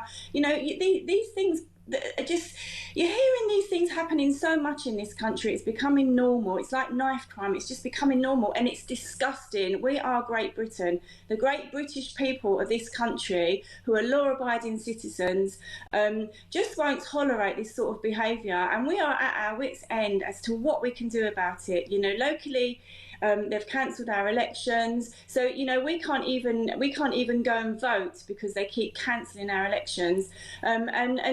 If we just go back to this case, the number one thing here is protecting the victims, who must be petrified at the moment, knowing that he's out there, and also a joint number one is catching this guy. Why hasn't he been caught? It's just beyond me. Most definitely. Jennifer has messaged in, Karen, to say this migrant also assaulted a woman as well as a 14-year-old girl and has now been let out on the run. This is disgusting. How the hell did this happen? This country is falling apart. Of course, this monster was accommodated at the Bell Hotel in Epping, and it was his attack on a 14-year-old girl that sparked the protests outside the hotel, and many of the people on those protests were labelled by the current administration as far right. Yes, I'm one of those people. I've been at every protest. I've been protesting since July. And Are you I'm far right, Karen? It's disgusting. The fact that our elected officials are calling me, as a mother, as a grandmother, standing with my community week in, week out, my wonderful community who I'm so proud of. We have conducted ourselves with such dignity. Yeah. at a terrible, terrible time for our community. We've been put in this position by a government that thinks they can just drop unvetted men. And let's also remember here, we only know about these crimes since this guy's been here. We know nothing about him before he came to this country. Who knows what long string of crime he's got against him? We just don't know, because guess what? The government think it's okay to let all these illegals in and just drop them in our communities. And people like myself and wonderful families in our community and the communities across the country just have to put up and shut up. Well, you know what? We're not doing it anymore. The British people are standing together. I say it on every interview I do. Women are the backbone of this country. Yeah. And when women come together, people need to listen. The government, the elected officials need to listen. They are letting us down for fun at the moment. It's a shambles. It's embarrassing. And you know, I just feel for the family, and I hope they've got so much support at the moment, because I heard yesterday that the family, the victim's family here, didn't even get notified. This was being put out on reports last night. Didn't even get notified. They found out through social media and media. You know, that is, again, a shambles. It's embarrassing. You have to protect the victims in crime, and the fact that they've let this poor family down by allowing this guy just to leave, like, off you go. And apparently we gave him money to leave. They give him money when they leave, so off he goes. He can just go and buy his train ticket and disappear. You know, it's just what message is that sending out to everybody? You know, British people have had enough. We've had enough, and we are going to stand together, and we are going to, you know, we are going to get our country back to where it should be gone. This broken society, Britain is broken. It is, and you know what? People will never lose their sense of humour, because Mark, Karen, has said, first of all, 2 points. Firstly, Kibatu, this man on the run, all he needs to do is pop on a burqa, and hey presto, he'll avoid facial recognition cameras. Secondly, and more annoyingly, how did he manage to get a train that ran on time and not a bus replacement service like the rest of us? You almost need levity at these moments. Thank you for that. Sarah, though, deeply unhappy. She says, Mark, I'd love to know the nationality or religion of the prison officer who accidentally let this monster out. She says, nothing makes sense anymore, except when you switch to thinking that everything is being done on purpose. Then it makes perfect sense. But why? Asks Sarah. She says, I have a very naive 18-year-old autistic daughter who's just venturing into the world of pubs and clubs. I'm terrified every time she leaves the house, day or night. Why are they doing this to us? Why are they, Karen? Well, I feel, you know, listening to all of your wonderful viewers' messages there, yeah. I feel the same as every single one of them. Why are they doing it to us? What have we done? What have we done to deserve this? You know, we are wonderful people. And, you know, as a country and as British people, we help everybody. Look at the amazing fundraising we do around the world. We are amazing people. We put our hands in our pockets and we help everybody. Now we are being punished. This government have no plan. They had no plan when they came in for the illegals. They talk the talk. They haven't delivered. They fail us at every level. And you know, we need decent people in politics. We need decent people to be elected in politics. The shambles that are running our country at the moment are failing us at every level. And you know, when you hear these wonderful people that are calling up and you're giving them, thank God for you know, stations like yourself that are giving us ordinary, hardworking British people that pay our taxes and bring our children up properly and do the right thing. You give us a voice, and boy, do we need a voice at the moment, because we are just being, literally, as you said earlier, we're being gaslit. Every corner we turn at the moment, we feel we're being let down in our pockets. We feel we're being let down by law and society. You know, every corner we turn, the country is failing, and it is broken. We need radical change, and the British people are waking up, and we're standing together, and we will have this change, because we have not worked hard our whole lives. And for people to just come and take from us when we are such a generous society. We give with our time, we give with our money, we help everybody, and we are being abused, and that's the bottom line. They're abusing our hospitality and who we are as people, and it needs to stop. It needs to stop immediately, you know, and as your lady said earlier, why? What's the question, why? Why is this happening to us? Can anybody answer that question? I don't think they can, because they don't know why themselves, because they have no plan.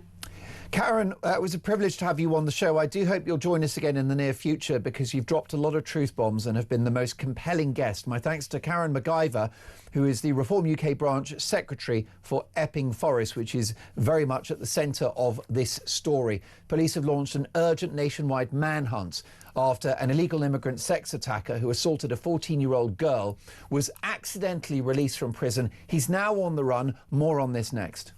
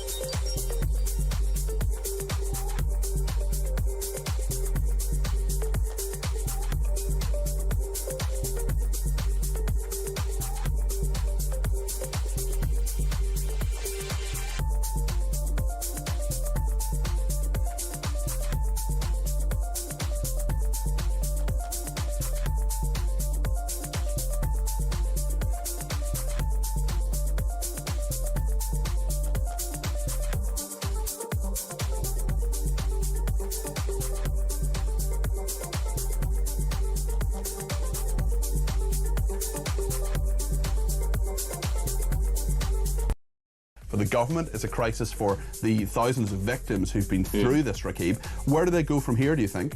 Well, I think there needs to be three key things that the Labour government has to do if it wants to shore up public confidence in the national statutory inquiry into grooming gangs, but ultimately restore trust among the victims and survivors of such heinous sexual crimes. I think one is that I think that Jess Phillips needs to be fired as safeguarding minister.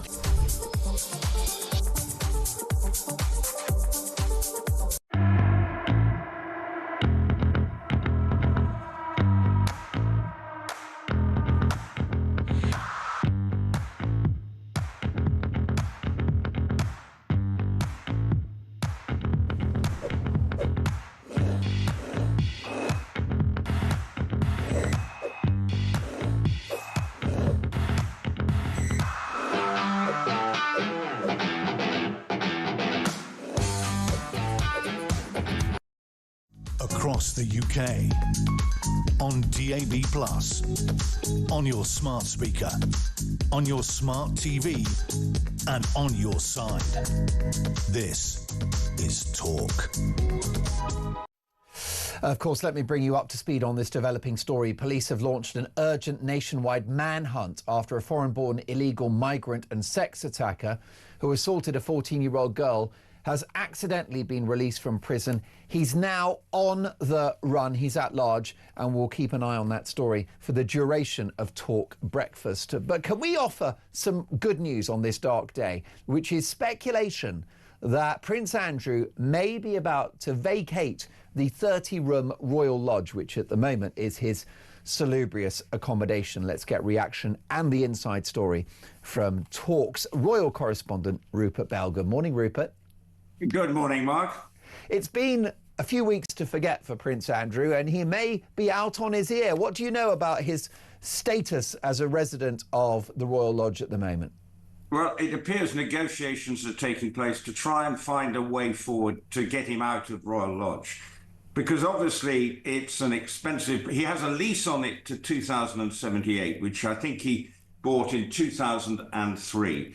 He paid, when he went in there, I think 7.5 million for renovations. He paid £1 million for the lease. But now there are question marks as how can he afford to maintain the upkeep on this, as you say, very lavish property near Windsor Castle. And with all the furore around his problems with the Jeffrey Epstein and the continuing drip feed of information that seems to be surfacing around his association with the disgraced man who, obviously, we know all the story.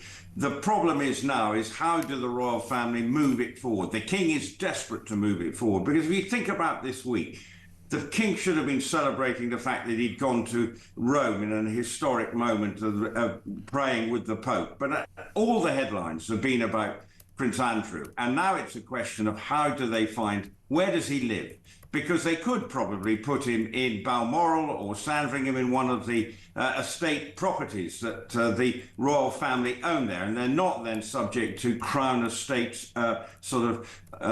jurisdiction. But he doesn't want to move out of London. He wants to be near his granddaughters and children. So there are so many problems. And for Prince Andrew's, his arrogance has been his downfall, and this will be the further confirmation of his fall from grace, because he does love lording it up in the Royal Lodge. Most definitely. If he were to leave Royal Lodge, where would he go, Rupert? Well, that's the big problem. Where do you put him? What does he do? Does he stay in Windsor? But there are ramifications for that, because you've got to look at the cost. And one of the big questions is, how does he afford it? Who's paying for it? Is he paying a peppercorn rent because they said, well, he put 7.5 million into it? Is it a competitive rate that he's playing? Where do they put him? And that, I think, is the big problem for the royal family. Somewhere that he will finally accept that he should move out. And then what do they do with the problem that is Sarah Ferguson? Because she's currently living there as well. What happens to her? But maybe they shouldn't be worried about her. She should be fending for herself. But these are all the issues that are being sort of discussed at present. But I think generally for the royal family's sake, they hope that this problem can be sorted out. But Andrew is stubborn and believes in his own rightness at times and thinks he should probably be staying there. Yes, and given the fact that he's forked out all this money and has a lease that he's signed, it could be a legal challenge to get him out. It may have to be done voluntarily, wouldn't you say? And is there a chance that Andrew will examine his conscience and realise the damage he's doing to the country and think, look, legally, I do have enough of a contract here to stay, but I'll do the right thing and I'll leave? Is that possible, that he'll broker some kind of deal to help out his older brother, the king? Well, I think he's finally coming to his senses slowly, but whether he actually wants to, I think they're trying to work out the terms of the financial arrangement, because I think he is still due up until 2028 some form of compensation, given what he's put into the house. But it's nowhere competitive. If you look at the whole financial package, he's getting away with quite a good financial deal at the moment, because if you think about the 75 lease, he may have put in 7.5 million. It works out at just over 100,000 a year, given also the million. And you think for a 30-room property, I mean, that should be a huge amount of money that he should be paying on an annual basis. And currently he's not. And this is the issue for what do they do and manage him going forward? What do they do with Royal Lodge once he's vacated? Because it is also a bit of a security issue. Can you get a proper competitive rent for it? And who do you allow to go and stay in there? So there are lots of issues that need to be resolved.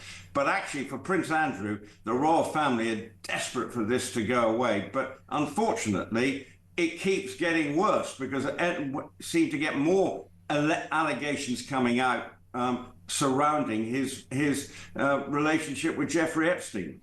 As you mentioned earlier, it's a problem with him residing on any royal property. Anywhere on the Windsor estate is an issue, because there's talk of Frogmore Cottage.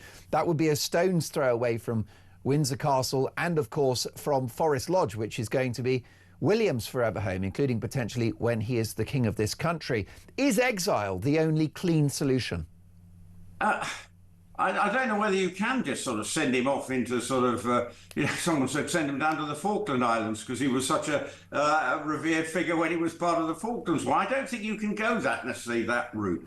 I think you have to try and say, what is the best way forward? How do you send him to exile? Right, he maybe go to the United Arab Emirates, where I believe, he might have access to the odd grace and favour apartment. Maybe, but, is that a proper solution?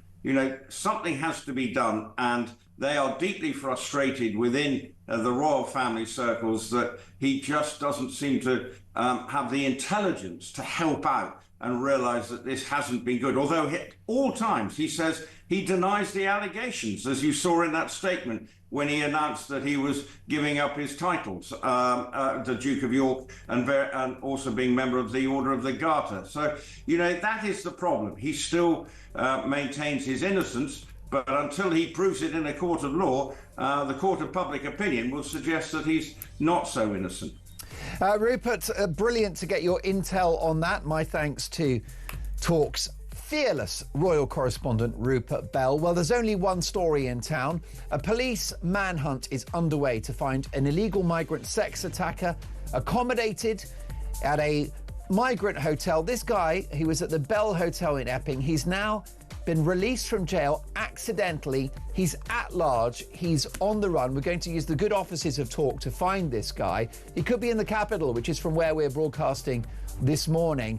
So much more to come. But next up, we are being gaslit on an industrial scale. That's today's Dolan's Dispatch. Don't go anywhere.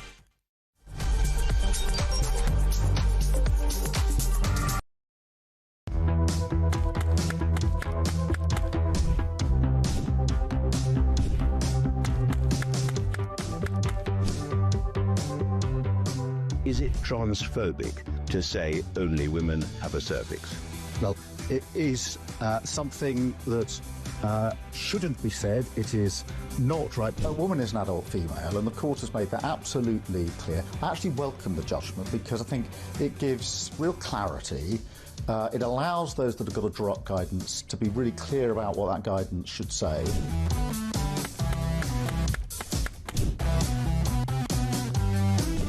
If you want to fight for Remain, vote Labour.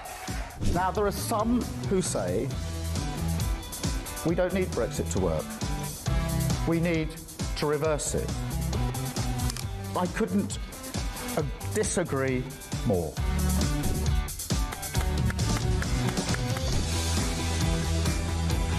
Day after day, there are new allegations of sleaze, of favours, of privileged access. And it's all very well the Prime Minister saying, now, I'm paying for it. You've decided to repay £6,000 worth of gifts. Lord Ali is facing an investigation. I wonder how concerned you are that your biggest donor was not fully transparent. Are you saying you made a mistake? It was right for me to make those repayments. Thank you.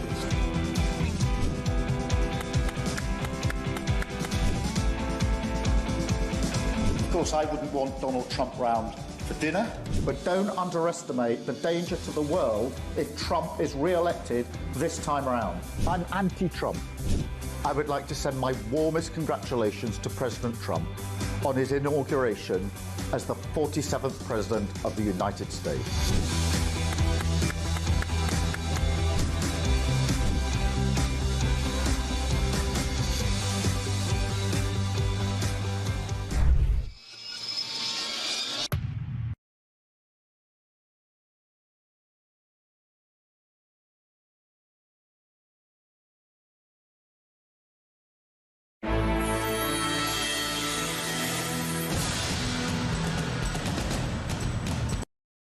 Across the UK, on DAB+, on your smart speaker, on your smart TV, and on your side. This is Talk.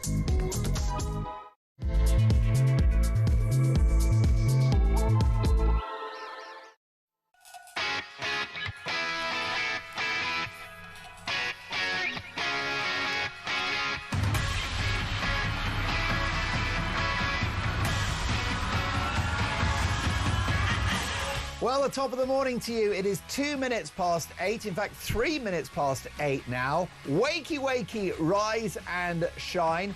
This is Talk Breakfast and your weekend starts here. I'm Mark Dolan. A massive 2 hours to come. A police manhunt is underway to find an illegal migrant sex attacker accommodated at the Bell Hotel in Epping after he was accidentally released from jail. A metaphor for our utterly broken country. If you needed it, that is the topic of today's Dolan's Dispatch in just 60 seconds' time. Today's Dolan's Dispatch might get me cancelled. Good.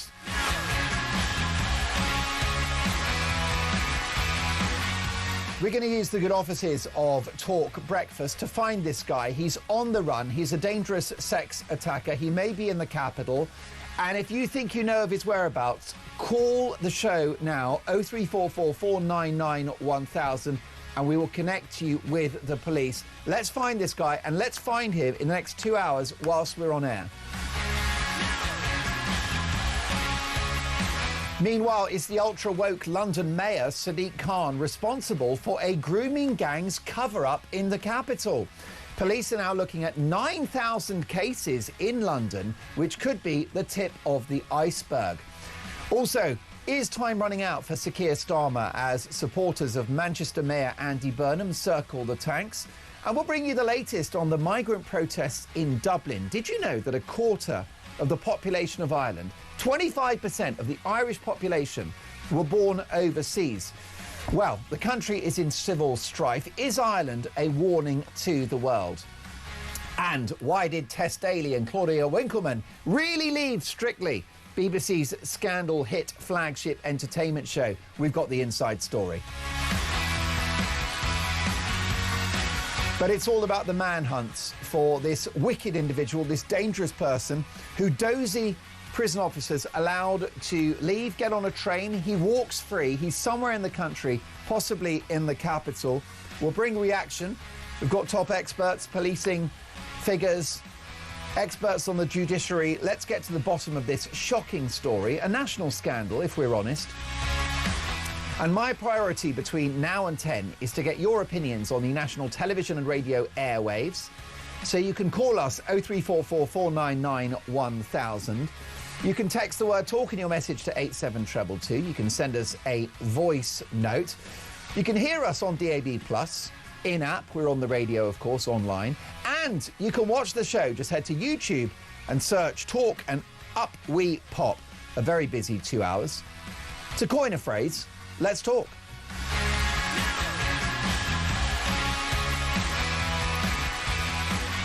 And as always, at this time on Talk Breakfast, we're going to do Dolan's Dispatch. Police have launched an urgent nationwide manhunt after a foreign-born illegal immigrant and sex attacker who assaulted a 14-year-old local girl was accidentally released from prison. This guy is on the run. What's going on? The country is falling apart. Mass legal and illegal immigration are making us poorer and less safe. But we're being told, we're being gaslit into believing that they are not, that it is a wonderful thing, that open borders are our strength. Now, gaslighting is an interesting word. We hear it a lot these days, don't we? Gaslighting. What does it mean? What does gaslighting mean? It means manipulating someone into doubting what they see and into doubting what they hear. Gaslighting someone means making them not believe their own judgment, their own perception of what's going on around them. It makes them not believe their view of reality. And the British people are being gaslit by the authorities, by those who govern us, on an industrial scale. Now, the term gaslit is very interesting. It comes from the 1944 film of the same name, in which a husband secretly dims the gaslights in their home and insists to his wife that she's imagining it, causing her to question her sanity. Does that sound familiar? Questioning your sanity. Has this increasingly mad world not caused you to question your sanity over the last few years, because it has mine. Being gaslit is now a daily part of life and part of the political discourse of this country, fueled by the media and political class. So, for example, you think that mass uncontrolled immigration of 1 million people in a single year, or 6.5 million people in just over a decade, you think that maybe that's unsustainable. You think that maybe that's unworkable, unaffordable, bad for integration and wrong. Shut up, bigot. Diversity is our strength. It's good for the economy and you're a bad person. Classic gaslighting. The stats show that the opposite is true. Mass immigration is making us poorer. Maybe you think that 50,000 people entering this country illegally every year with no documentation, predominantly fit young men who have discarded their passports and cell phones in the sea, is going to be an enormous cost to society.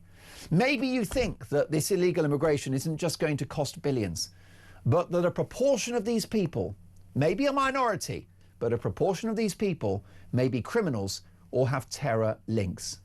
Shut up, bigots. This is good for us. Open borders is caring. They're all doctors and engineers, and you're a bad person. Classic gaslighting. Alex Radicubana murdered 3 little girls and injured others at a Taylor Swift dance class in Southport. Now, this monster's teacher was shut down by mental health workers who told her to ignore her concerns in a cover-up. Now, this triple murderer was enrolled at the Acorns School in Ormskirk in Lancashire after he was expelled from mainstream education for taking a knife to lessons. Charming. Now, speaking at the public inquiry into Radicubana's background crimes, his former head teacher, Joanne Hodson, said that she realised that this guy was very high risk from his first day at school, aged 18. She could see it. She knew that he was a dangerous individual, that something wasn't right. She was shut down, gaslit, and told to go away. She said that she sent an email to her staff telling them that Radicubana needed to be searched for knives regularly because he'd not shown any emotion or remorse. But Miss Hodson, who is quite the hero, said that she later had to remove a description of Radicubana as sinister and cold and calculating from his education plan after she was accused by mental health workers of racially profiling a black boy with a knife. She said the accusations closed her down. She said the accusation closed her down professionally and shut her up. That is what the left do, because I'm afraid it's the left that gaslight. I'm so sorry. That's what they do. First, they tell you that something's not happening, nothing to see here. Then they shut you down when it becomes abundantly clear that something is wrong, that something is happening. Now, this brave head teacher, Miss Hodson, also described her memorable first meeting with Radicubana when she asked him why he had previously taken a knife to school. She said, he looked me in the eyes and he said, I took a knife to school to use it. To use it. She said, this is the only time in my career that a pupil has said this to me or behaved in a manner so devoid of any remorse. Right? She flags this up in an email that he's got no remorse, and she's labelled a racist. We are being gaslit. This head teacher explained her surprise that Radicubana's parents, who were also at the meeting, they didn't flinch, right? Radicubana's parents didn't flinch at his casual comment about, I took a knife to school to use it. They simply accepted it as an explanation. So Miss Hodson, this head teacher, her worry was so great that she sent an email to the staff of the school and she told the inquiry Radicubana was a highly unusual pupil, the most unusual that she'd experienced during her career. Well, he was unusual, wasn't he? He was unusual indeed. The son of foreign-born parents from Africa, with parents, by the way, very relaxed about their son taking knives to school. This is a perfect example of the failure of integration. But oh no, those out protesting the Southport triple murder following that attack were labelled far right by Keir Starmer, who as Prime Minister is the country's gaslighter-in-chief. The grooming gang victims, of which there may be upwards of 250,000 over decades, they've been gaslit. They remain gaslit, for example, in the House of Commons by the safeguarding minister, Jess Phillips. Except the only thing that she's good at safeguarding is her own career and her own massive ego. One of the victims of the grooming gangs was concerned about the scope of the national inquiry, and she was worried it was becoming too broad and might ignore the racially aggravated nature of these crimes. White girls were targeted, and which might ignore the specific group associated with these crimes, predominantly Pakistani Muslim men. Now, this claim that the inquiry was becoming too broad was denied by Jess Phillips, even though it's provably the case. And yet, she's effectively labelled this poor woman, a victim of the most awful crimes, a liar by a government minister. Grade A gaslighting. The anti-terror body Prevent focused on the so-called far right and people concerned about mass migration and integration, whilst radical Islamists responsible for the actual terror ignored. Classic gaslighting. What about the Manchester Arena security guard who was afraid to stop the terrorist attack, Salman Abedi, who was very suspicious looking with a massive backpack? The security guard was afraid to call this out or stop him that night for fear of being called racist. So he sees this guy at the venue, he looks dodgy, he's got a backpack, he doesn't do anything because he has been gaslit. The consequences, 22 people dead, many young girls, and 1,000 injured, many seriously. All for the great price of attending an Ariana Grande concert. Locals in Epping and across the country who feel unsafe with bored migrant men hanging around on street corners and in parks and near schools. Gaslit. Now driving their daughters everywhere, when previously their girls could take the bus, ride a bicycle, or simply walk to their destination. Not anymore. Gaslit. In Ireland, thousands of people took to the streets in the capital city of Dublin to protest illegal immigration and migrant hotels. In a 1,000-word article by our glorious BBC, the focus was on the violence, which of course was wrong. Many, of course, were there in peace just to protest. But in this long article by the BBC about the far right, and about the racists, and about the violence, there wasn't a syllable about what sparked that protest. The alleged assault, the details of which I cannot share with you on a family show, of a 10-year-old local girl by an asylum seeker. Not a mention of that in the article by our blessed police. The BBC, I should say. Total gaslighting. We were gaslit during the pandemic, weren't we? Does it really make sense locking people in their homes, paying healthy folk not to work, mothballing the economy for 3 years and printing money? Well, if you said that, the response was simple. Shut up, granny killer. Did it make sense for people to wear a flimsy face covering for a respiratory virus, which is a fraction the size of the holes of the actual mask? Shut up, granny killer. Does it really make sense to give the healthy population an obligatory novel medication with side effects that statistically most people don't need? Shut up, granny killer. It just goes on and on and on, doesn't it? Does it make sense to cripple ordinary Brits with high energy bills and throttle British industry when we've got decades worth of natural resources on our own shores? Does it make sense doing net zero when China, Brazil and the US do not? Shut up, climate denier. Gaslighting on an industrial scale. Does it make sense that men can smash women's records in female sport and get naked in women's changing rooms? NHS nurses reduced to tears because somebody with a full meat and veg insists on removing his clothes in their private quarters because he feels like a lady today. Does it make sense that we demonise our own country, its flag, its history, its traditions, given that we did so much more to the world that was good than bad? Does it make sense that whilst most people are pro-sensible levels of immigration, that 1 in 60 Brits on this island arrived here last year, that's a negative, and that 1 in 25 on this island arrived in the last 5 years? None of it makes sense because we're being gaslit into total submission. I'll finish on this. Gaslighting is about control, not truth. But we can all push back. We can protect ourselves, reclaim our reality. We are trapped in an abusive dynamic. The public aren't just being ignored. They're being told that 2 + 2 is 5. They're being told that what's happening to our country and across the West is good for us, is a roaring success. Well, ask the Swedes about that, with Swedish crime statistics, particularly in regard to crimes against women, through the roof. And with Sweden, now one of the bomb capitals of the world. We're being gaslit. The room is getting darker, and you're not wrong for pointing it out. So it's time to turn the lights on. That's right, folks, it's time to turn the lights on. They can tell you anything they like, but only the truth will set you free. Your reaction, 0344 499 1000. This is a shocking story.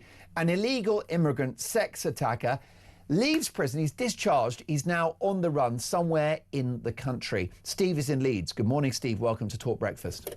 Good morning, Mark. How are you? I'm very well. What does this manhunt for a man accidentally released from prison who attacked a girl outside a migrant hotel tell us about modern Britain? Well, one thing it will tell you when he gets to London is how we're broken again, because the 2 points I wanted to raise very quickly, one's been raised already about face masks. You go around London, everybody wears them now because they know about CCTV, so that's going to hinder it. Yeah. The second is, do you honestly believe that the Mayor of London is going to allow the police to go in predominantly Ethiopian areas, because that's what the guy's race is, and question loads of Ethiopian men, or is he going to say that's racist and Correct. that's targeting a particular community? So the police won't even be able to go into the areas where he's potentially hiding and question him. And plus, he's an illegal migrant, so most of his mates are probably illegal migrants.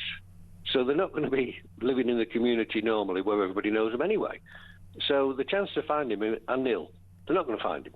Yeah, along with all the other ones that disappear into. They can't find the ones that come here illegally and disappear into the black economy anyway.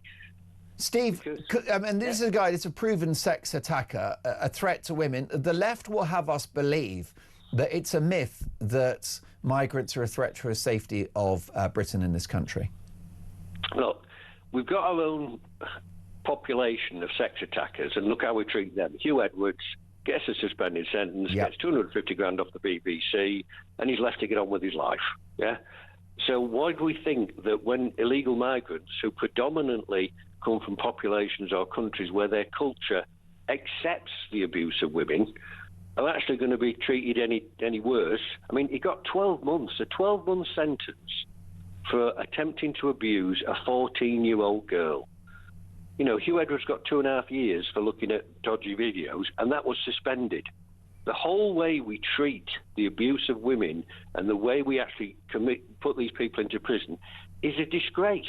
If you abuse a 14-year-old girl, you should be locked up for 20 years, not 12 months, and then released by accident. That in itself was a disgrace to that child. The man that's tried to rape you or abuse you sexually, he's only going to get 12 months, love. And he's going to be out in 9 anyway. Yeah, and it's like the one who attacked Nigel Farage. He's got 5 years, but out in 18 months. What, for threatening to kill a politician? He's going to be out on the streets in 18 months. And then what? We don't tag him. We don't watch him. We just wait for him to do it again and go, oh, it's terrible. Because if this guy attacks another girl in between now and being caught, whose shoulders does that rest on? That rests on David Lammy, Keir Starmer and all the establishment. If this guy does another attack on a woman or a girl, it's down to them, and they should hold their heads in shame and resign on the back of it. Powerful, powerful words. Steve, call me again soon. Really enjoyed your company this morning. 0344 499 1000. What does the fact that a convicted sex attacker, legal immigrant, is now on the run say about broken Britain? Let me know your thoughts. Text the word talk in your message to 87222. I'll be taking your calls throughout the show. Next up, we'll debate that with our political panel. We've got political strategist Peter Barnes and a man that helped expose the grooming gangs, the fearless Simon Danchuk. That's next.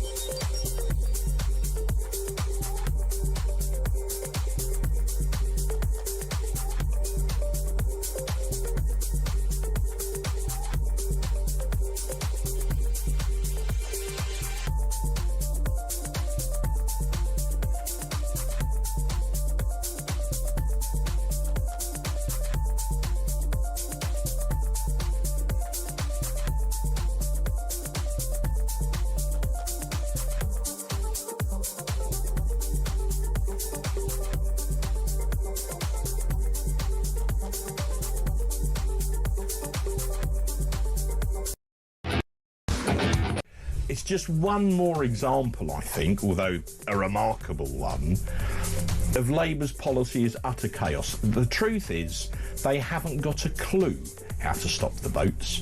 They're up a third since the election in terms of the numbers coming.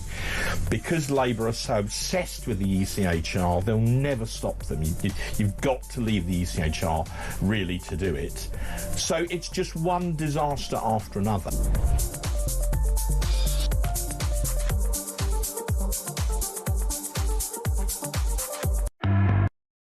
Across the UK, on DAB+, on your smart speaker, on your smart TV, and on your side. This is Talk. So let me tell you, breaking news. A police manhunt is underway to find an illegal migrant sex attacker accommodated at the Bell Hotel in Epping after he was accidentally released from prison. He's now at large, and he may be in the capital.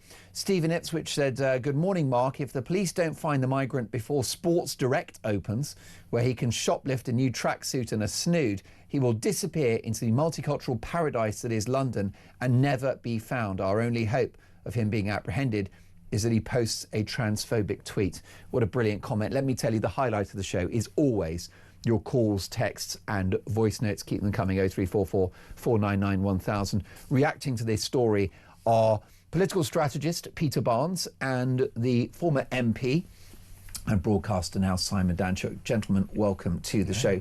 Peter, what does it tell us about Broken Britain that a man who attacked a 14-year-old girl outside a migrant hotel in Epping is now on the run? Well, there's incompetence and then there's this. That's the thing, isn't it? You know, we're now at this point where the staggering thing is, you see the video of the guy, I think he's in Chelmsford, and he's got the clear sack where he's got all his stuff in it. He has gone through about 11 layers of security, 11 bits to get out of this prison, and nobody has stopped him. That is the staggering bit of all of this, is nobody thought he shouldn't be on this list. He shouldn't be doing that. Nobody has thought or kind of risen this with their authorities or whoever to say, how has this got this far? It makes no sense to me whatsoever. As a convicted sex attacker and an illegal immigrant, should he not be on a particularly special list? Because you'd have thought I do understand that if someone that was fiddling the books and was a dodgy accountant, I'm not defending fraud, but it's perhaps not the kind of clear and present danger to the public. Yeah, but this man is. Yes, I couldn't agree more. Like, why this guy was just not kept with permanent security or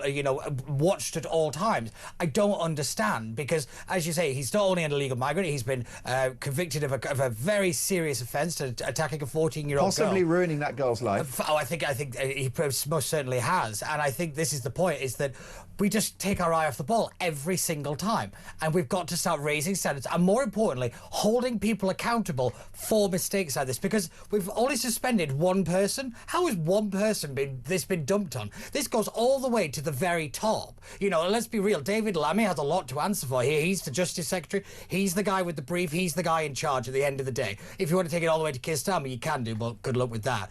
But David Lammy is the Justice Secretary. What's happening? We're not getting anything from the government. I mean, like, they're hiding behind number 10 like I don't know what, and it's quite frankly pathetic, if I'm being honest. Yeah, Simon, your reaction to this? This is Starmer's Britain. He's letting more illegal immigrants into Britain than ever before. 60,000 illegal immigrants coming into Britain since Labour came to power. Many of them are criminals, as we have seen. Going through the Sun newspaper today, you've got an Ethiopian on the front page who sexually assaulted a young girl in Epping. You've got a Sudanese guy who murdered a hotel worker in Walsall with a screwdriver, stabbing her 25 times, and she has a 5-year-old son. It's awful. And then you've got a Colombian who killed 2 gay men in Bristol. That's one day's newspaper. An absolutely atrocious situation for the British people. These people are running wild across our country, and the government cannot or will not protect us. and something has to change. This Labour government has a problem with illegal immigrants, and I have to say it has a problem with paedophiles. This guy is a serious paedophile, and he hasn't escaped, he's been let out. That's the reality of Starmer's Britain that we're now having to live in. Yeah, I could agree more with Simon. I think we have to be very careful in the language that we use, because he didn't escape. This isn't a Shawshank Redemption moment. He was let out. There was a series of failures. People failed. And I think if Simon's bang on, there is a very worrying trend of paedophiles. Britain has become somewhat of a haven and a kind of paradise for these people to run amok, and it is the British public that are paying the price for it. This story of this poor woman who's been murdered with this screwdriver, I think is absolutely horrific, and I thank you for raising the two gay men that were killed as well, because obviously we keep hearing about women and girls. There are other minorities who are at risk because of the types of people that we're letting in. We have to be real about this now. Everyone's at risk. Everybody is at risk, and it is staring this government in the face, and they're either incapable of solving the problem or they're part of the problem. And at this point, I think we're starting to see the latter of it. Linda, Mark, thank you for the great monologue today, Dolan's Dispatch. Every word you said was true. It's disgusting that people are cancelled for telling the truth. Many of us oldies look back at our youth and think, thank God we were born then. But we have to speak up for our grandchildren. You speak for us.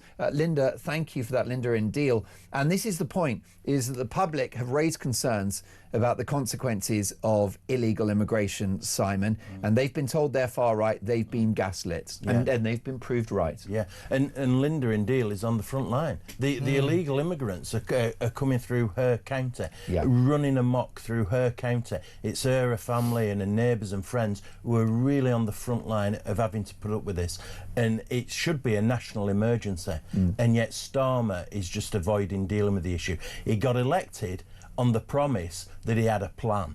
Where's the plan? One in, one out, and the guy's coming back. It's a complete joke. People have absolutely had enough of it. And if this Labour government doesn't take any action, which it clearly isn't, then it needs to step aside and let people in who will. That said, you know, the migrant crossings have been particularly problematic over the last 14, 15 years. So this is a legacy of Tory misrule, isn't it, Peter? Well, it's a legacy of, definitely, don't get me wrong, the Tories have been absolutely catastrophic on the issue, but I will say that it's actually a problem of I think of British society in general, where we have created an environment of this kind of privilege, and we've created this woke society where, you know, if, just because somebody's come from a different country or whatever, that somehow they've been beaten down and all the rest of it, when actually, we're, as you said, we're starting to see the realities of identity politics laid bare. That's the reality of this. We could play tit-for-tat on politics and on the party side of things all we like, but I think we're now at this crunch time where we have to actually kind of put that to one side and actually start fixing the problem, because as Simon says, if they're not going to do anything, move out of the way, because as far as I'm concerned, everything that has happened, every death, every incident involving a child is on this government's back. It's their blood on their hands, and it's about time we actually did something about it, and Starmer is the problem. More on this next.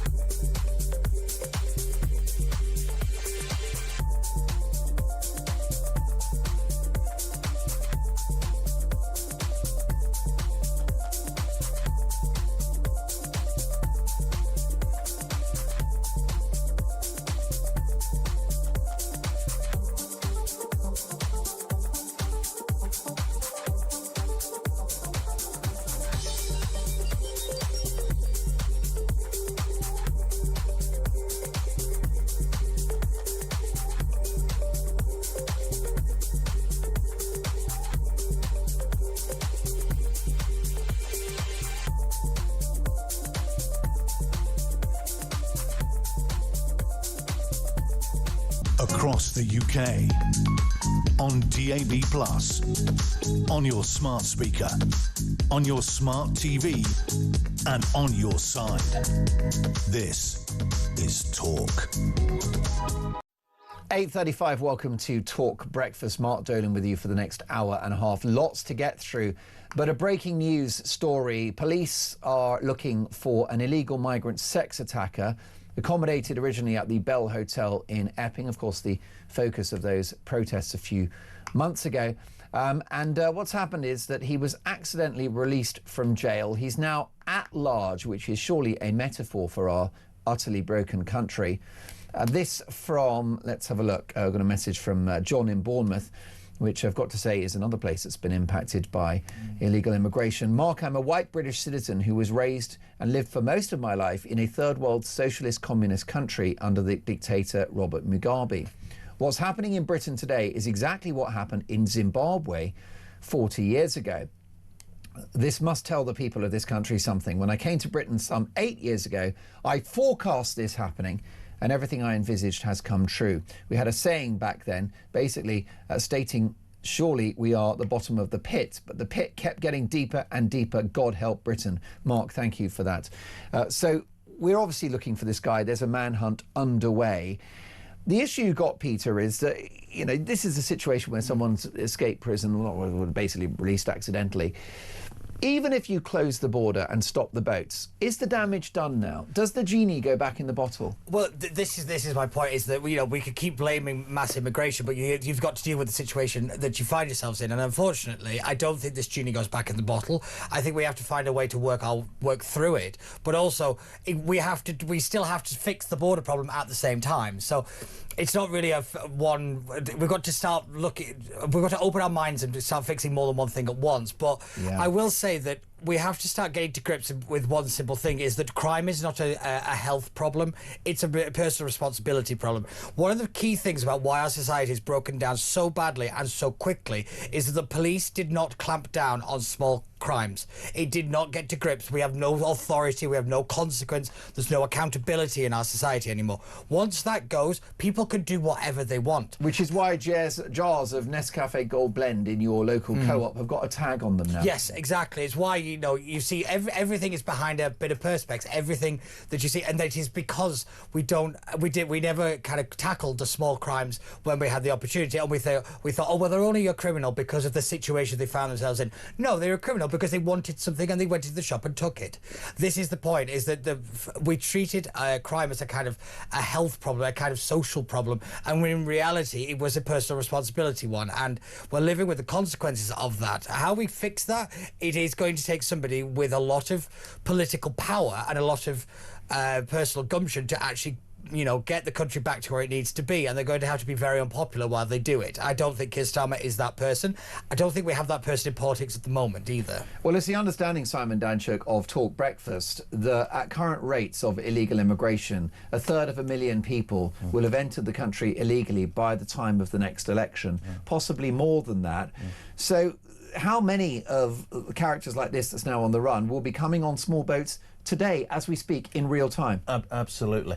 The political class have been gaslighting us for several years, telling us that immigration is good for the country. Absolute nonsense. Telling us that it props up the NHS. Absolute nonsense. And when it comes to illegal immigration, we're actually importing some people, the dregs of other people's country. That is the reality of it. We've been importing the criminal types beyond belief, and that's a significant problem. So what we have to get to is deportation, and we have to look to America, see what they've been doing, getting people out of Britain. That's the solution to this, deporting them back to the country they came from, or a third country. The political will is there on the part of Reform to do it, but what about the blob? What about the forces of resistance that they face? I think that's a real challenge. And I'm a Reform member, but I think they have to develop some really smart and sophisticated policies, and I don't think they've been doing that. I think they have to get better at electioneering, and I don't think they've been doing that. But if and when they do come to power, you're absolutely right. They've got a real challenge on in terms of tackling the civil service, having a clear out, getting people in place who will deport these people who've been coming to this country illegally. Most definitely. Can we now talk about a potential cover-up in the capital? Sadiq Khan, Simon Danchuk, faces an accusation that he's dismissed the issue of grooming gangs in the capital. You are one of the former MPs that helped expose the original grooming gang scandal in Rochdale. Yes, exactly. In 2012, the Rochdale grooming scandal, I was the MP, helped expose that. Were you called a racist for doing so at the time? I were told not to raise the issue of race and ethnicity by senior figures within the Labour Party. I ignored them, but pressure was put on me not to raise that issue because they thought it would cost us votes. And I suspect that something very similar has been playing out here in London, because if you look at this, many listeners will recall that Susan Hall, the Conservative Assembly member, questioned Sadiq Khan about grooming gangs not that long ago. He played dumb. He said he knew nothing about them. He also claimed he didn't know what she meant by grooming gangs, which was disingenuous. Yes. Susan Hall, by the way, joins us live on the show at 9:30 this morning. Excellent. And I'm pleased to hear that. But he was in denial about it. And this is the problem. These perpetrators are enabled by politicians and people in authority who ignore what's going on, and that's exactly the accusation that's now levelled at Khan. The problem he has is that Mark Rowley, the police commissioner, is now saying in this letter today that they have 9,000 cases to review, and it's quite apparent that grooming, group-based abuse of girls has been going on, and it's on Khan's watch. This was raised by me in 2012.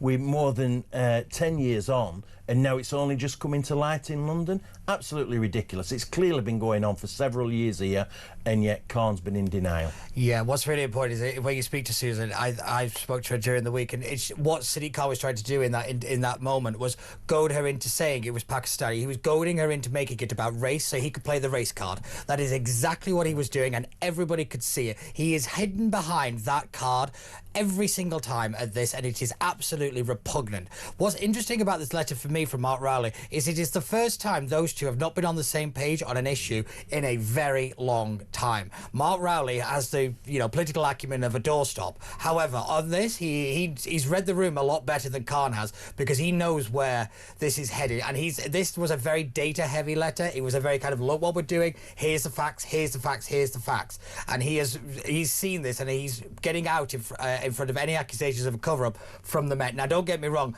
It's still there. The incompetence is still there. Why this has not been investigated in the way that it should have been, it still needs a good answer to. But it is interesting to look at this from the political angle, that that those two are starting to separate, and I think Khan will be left out in the cold and without a lot of friends if he carries on down this track.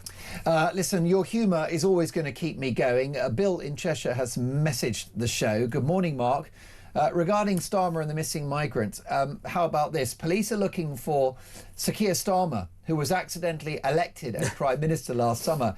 This man is dangerous and should not be approached. Do not ask this man any questions if you want to avoid a barrage of lethal word salad waffle. Bill, thank you for that. How about Kev in Shropshire? Good morning, Mark and guests. The illegal boat crossings are easily fixable. Revoke a fishing licence for every boat that arrives on our side. They would stop almost overnight. The French police will be putting knives into the boats to stop them. They need to stop the draw. These migrants cross the entire EU to get here. Then they cross from a safe country. Stop the boats, then we can sort through who can stay and who needs to leave. It's interesting, isn't it, Simon, that the controversy, the toxic nature of the word deportation has very much been neutralised in recent months. The conversation's changed. The Overton window has shifted. Yeah, absolutely. And that's something we should actually celebrate. The fact that the whole agenda around this issue has shifted from one around, oh, well, we should welcome these people into the country, to the reality of where we find ourselves today. I'm pleased that agenda has moved, in actual fact, because it places us in a position position where we are finally going to take action. And the solution is deportation. Stop them coming in and then deportation. And Peter, this is particularly significant because when interviewed by my old mate Steve Edgington a year ago, Nigel Farage didn't want to go there with deportations and said it was politically impossible. Things have changed. Yes, they have, and the reason for that is because we've now got the data. This is now no longer a kind of abstract problem. What you've got is you've got data, you've got the crime data, you've got the statistics to prove that illegal immigration or immigration just as a general now is putting people at risk. It is costing us money. You've got the facts to back it up, and it is impossible for people to play the race card when you've got evidence in your hand. That's why the Overton window is shifted. What I will be very careful to say is we can't jump too fast. What happens when we start to bring in these leave to remain changes and all the rest of it, you're starting to, the narrative of breaking up families is starting to gain a little bit of traction there. We've got to stick to the facts and stick to the data that we've got, because otherwise this could all go crumbling down very quickly. If you've entered the country illegally, you must be detained and then deported. No ifs, no buts. That is my campaign slogan, and I think it is actually the law of the land. Who knew? And it was considered mainstream thinking a decade ago. How about this? Brad says, Mark, isn't it the case that this Joker isn't technically on the run? He was released legally, as far as he's concerned. Thank you for that. Imagine how bad things would be if we had a land border, says another texter. And this from David in the Cotswolds. Good morning, Mark and your guests. If today we have illegal immigrants arriving who are then able to be asylum seekers and who go on to brutally murder British people and have sexually assaulted British schoolgirls, then what crimes are the rest of them up to?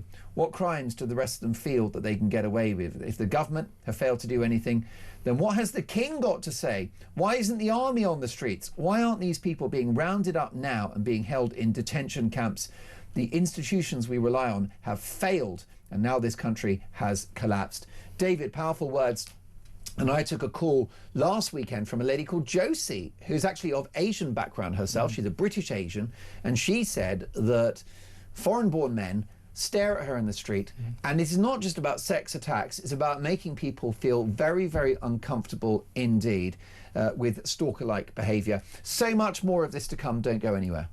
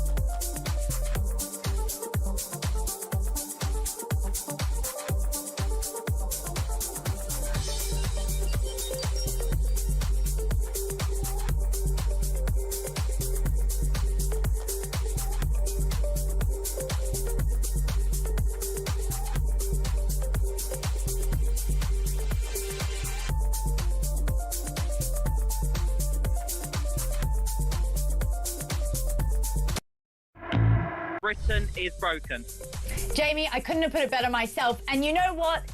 It shows that they don't care. I think the government showed you that they don't care when they used the Home Office to overturn your ruling to say that those illegal immigrants need to get out of that hotel in Epping. And now this is just another go at the people of Epping who just want safety. They genuinely just want the basic human right of being able to walk the streets at night. And now they can't even do this.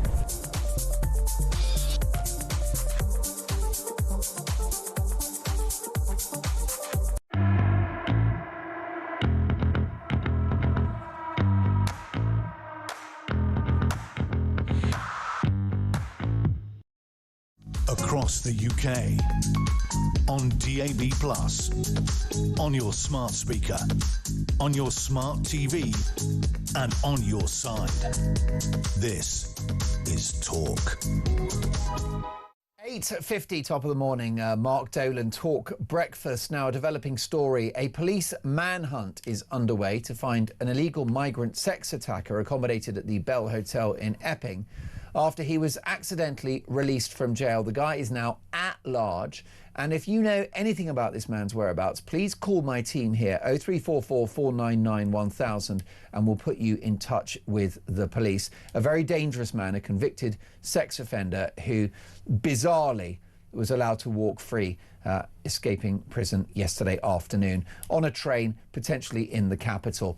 But our problems go beyond these shores because, of course, there's a massive issue around illegal immigration in Ireland, which has sparked riots for several weeks.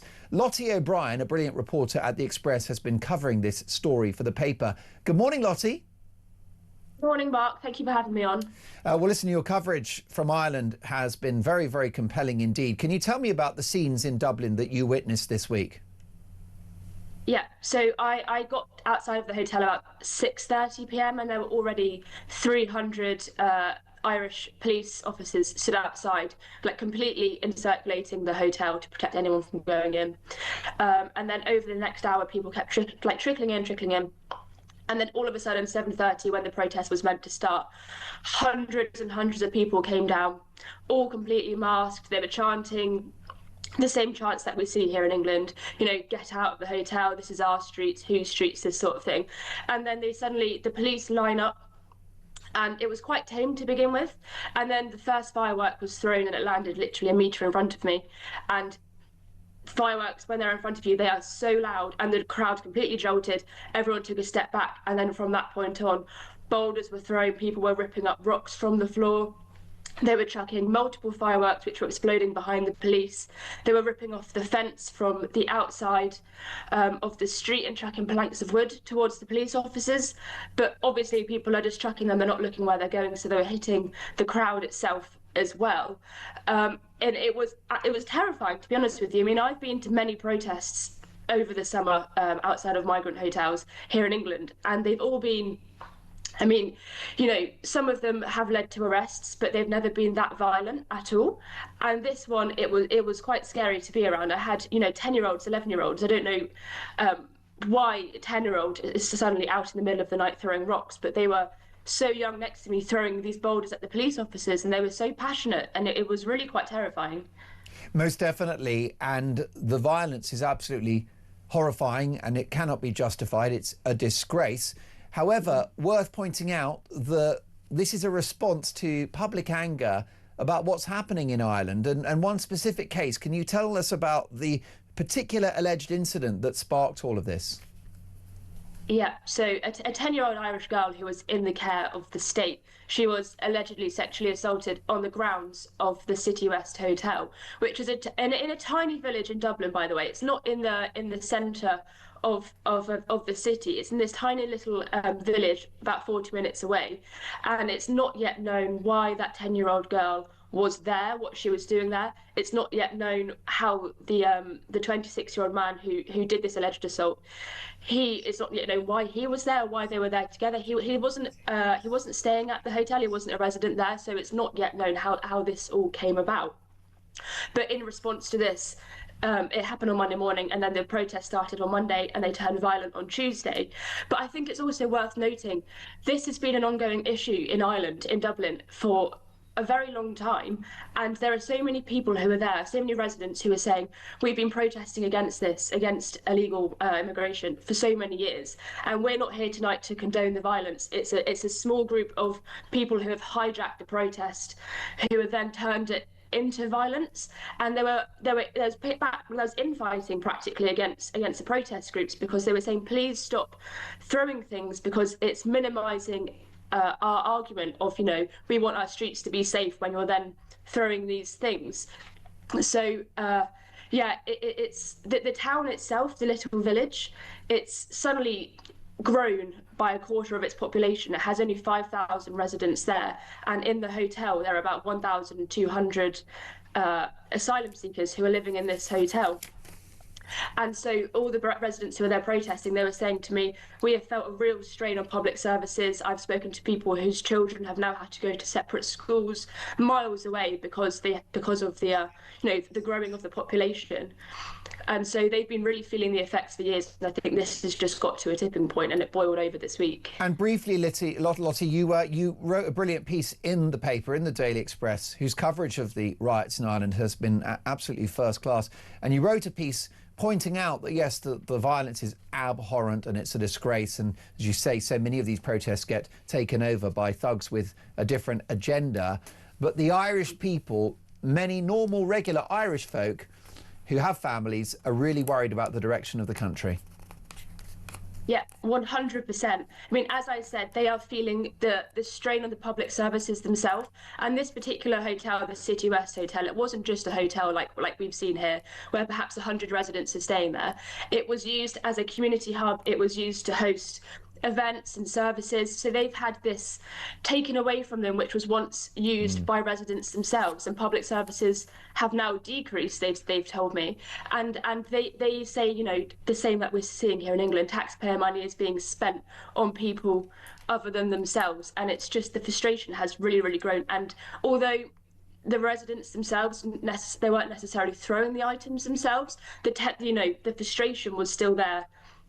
In the protest, definitely, and they were shouting and saying things, and they were so angry about the situation. Brave and important journalism from Lottie O'Brien, the Express reporter. Lottie, thanks. We'll catch up again soon. Daily Express have done a great service, not just to readers in Ireland, but across the whole of the British Isles. Peter, because the issue is that Ireland's problem is ours too, and in many ways Ireland is a portent of the future, is it not? Oh, of course it is, but I find it interesting that in the last 36 minutes we've been sat here, we've used one word 6 times: gaslit. The country, ours and Ireland, have been led to believe one thing and the other has turned out to be true. And then when the people have said, well, wait a minute, you said this, they were labelled the bad guys, they were labelled the far right, the racists and all the rest of it, when actually what's happened is the truth came to light. And this is what happens when you lie. It's not just lying, you're telling people that what they're seeing isn't what they're seeing. This is a perfectly human reaction to a situation that was created by a political class that did not know what it was doing, and then when they did realise, they panicked and tried to cover it up, and they tried to make it go away with words and language, not actually dealing with it. The consequences of what's happening in Ireland will no doubt come here, and it is all the political class's fault. You can blame the thugs, and the violence we're watching there on the screen is absolutely horrific. However, there is a reason behind it, and the reason isn't going away just because you want to call people a thug. Ireland shows the problem because it's a smaller country with a previously more what Katie Lamb would call coherent culture, which is Irish Roman Catholic. And so it's easier to see what's happened if you look at Ireland than the UK. Yeah, I think that is the case. And it's been more liberal. They've been more accepting of illegal immigrants. And they've been forced to because they're in the EU. Yeah, absolutely. And if you recall, when we were introducing the Rwanda plan, which I very much supported, when that started to bite, when it started to have some impact, a lot of illegal immigrants from Britain started moving in to Ireland, which caused even more discontent there. But Peter's exactly right. We're going to see more disquiet in Ireland and in Britain as time goes on, because people are not happy with the illegal immigration situation. It's also the fact people don't trust the institutions to do anything about it anymore. That is the big thing. When we talk about institutional collapse, this is what happens. When the police don't, you feel like they're not on your side. This is when people start taking the law into their own hands. It is not right, but there is a reason why it happens. Book your place on the show. What does the fact that an illegal immigrant sex attacker accidentally released from prison say about broken Britain? What's your solution? What do we do about this, folks? Is the damage done? 0344 499 1000. Say whatever you think. You won't be gaslit on Talk Breakfast Not on my watch, I just won't have it. I'm a very big fan of Peter Barnes and Simon Danchuk. Lads, thank you for coming in. Please come back very, very soon. Lots of truth bombs, lots of common sense. This is Talk, the home of common sense. Good morning, Mark, says Steve in Devon. Thank God for you guys at Talk. We're totally behind your guest Karen from Reform. I imagine most normal people are. Why are the government doing this to us? We need change immediately. Well, look, we're going to stay on this story. It's a developing one. There is a man on the run, and we're going to take a look at the implications of this, and can he be caught? We'll discuss that next.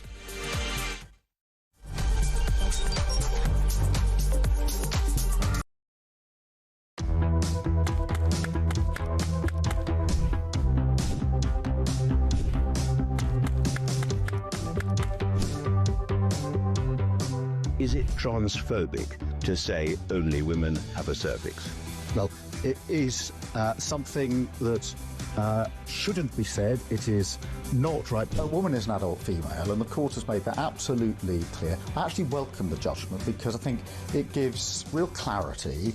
It allows those that have got to draw up guidance to be really clear about what that guidance should say.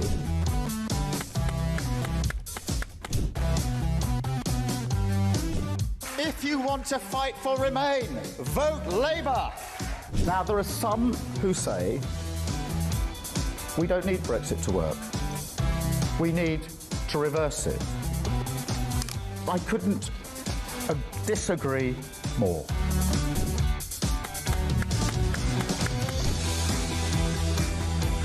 Day after day, there are new allegations of sleaze, of favours, of privileged access. And it's all very well the Prime Minister saying, well, say now, well, I'm paying for it. You've decided to repay £6,000 worth of gifts.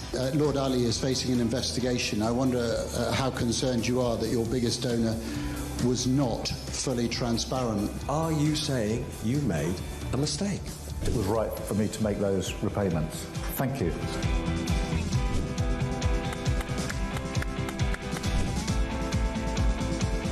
Of course, I wouldn't want Donald Trump round for dinner, but don't underestimate the danger to the world if Trump is re-elected this time around. I'm anti-Trump.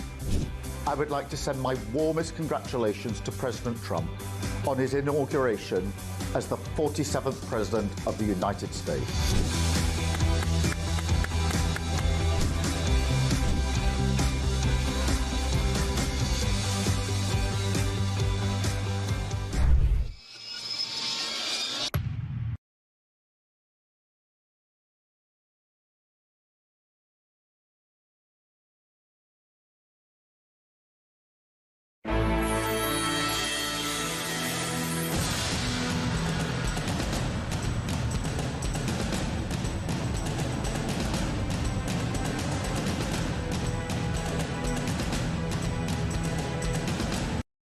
Across the UK, on DAB+, on your smart speaker, on your smart TV, and on your side. This is Talk.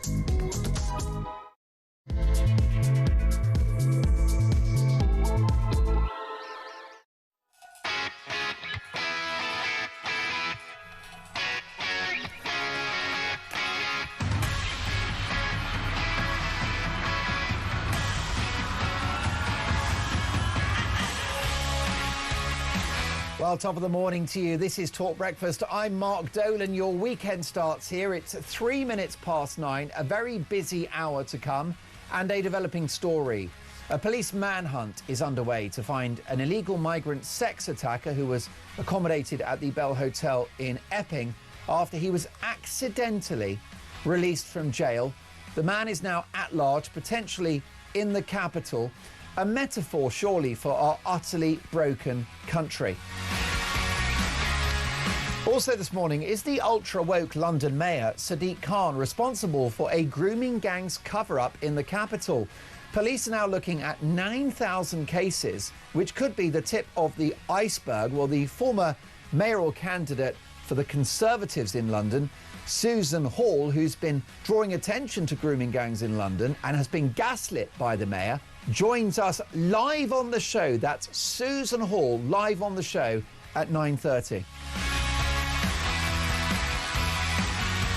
Also, is time running out for Sir Keir Starmer as supporters of Manchester Mayor Andy Burnham circle the tanks? Plus, we got the news that the announcement of the Labour Deputy Leader, Deputy Prime Minister, will be announced at 10 a.m. this morning. Will bring full reaction.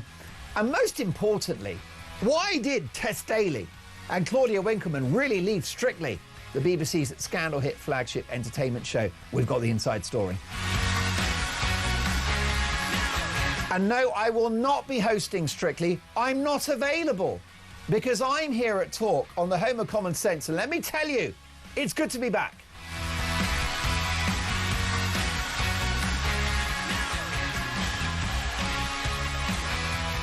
So much to get through, and we're going to stay on this story of a convicted sex attacker, illegal immigrant, now on the run at large in the UK. And the newspaper that broke the story is The Sun, and the editor of The Sun on Sunday joins me in the studio, Kate Ferguson. Good morning, Kate. Good morning. Today's front page in The Sun. After one in, one out fiasco, jailed hotel migrant who sexually assaulted a girl of 14 was set to be deported, but in an astonishing blunder, he's freed back on the streets.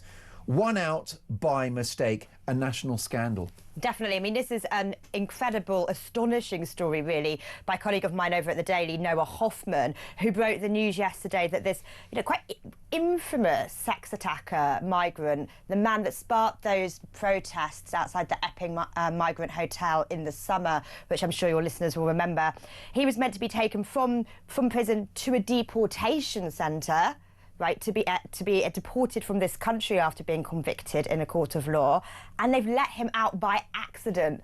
He's out at large. We see this shocking image of him in his prison scrubs, in his prison tracksuit, carrying his belongings in a see-through bag, and the manhunt is still underway today. He's thought to be somewhere either in London or Essex, but really, really alarming that this is even possible, particularly with such a high-profile case. Most definitely. I mean, this guy is notorious, in the very wrong sense of the word, a celebrity, if you like. And you would have thought that when he comes out of prison, that he would be frog-marched straight to the deportation centre.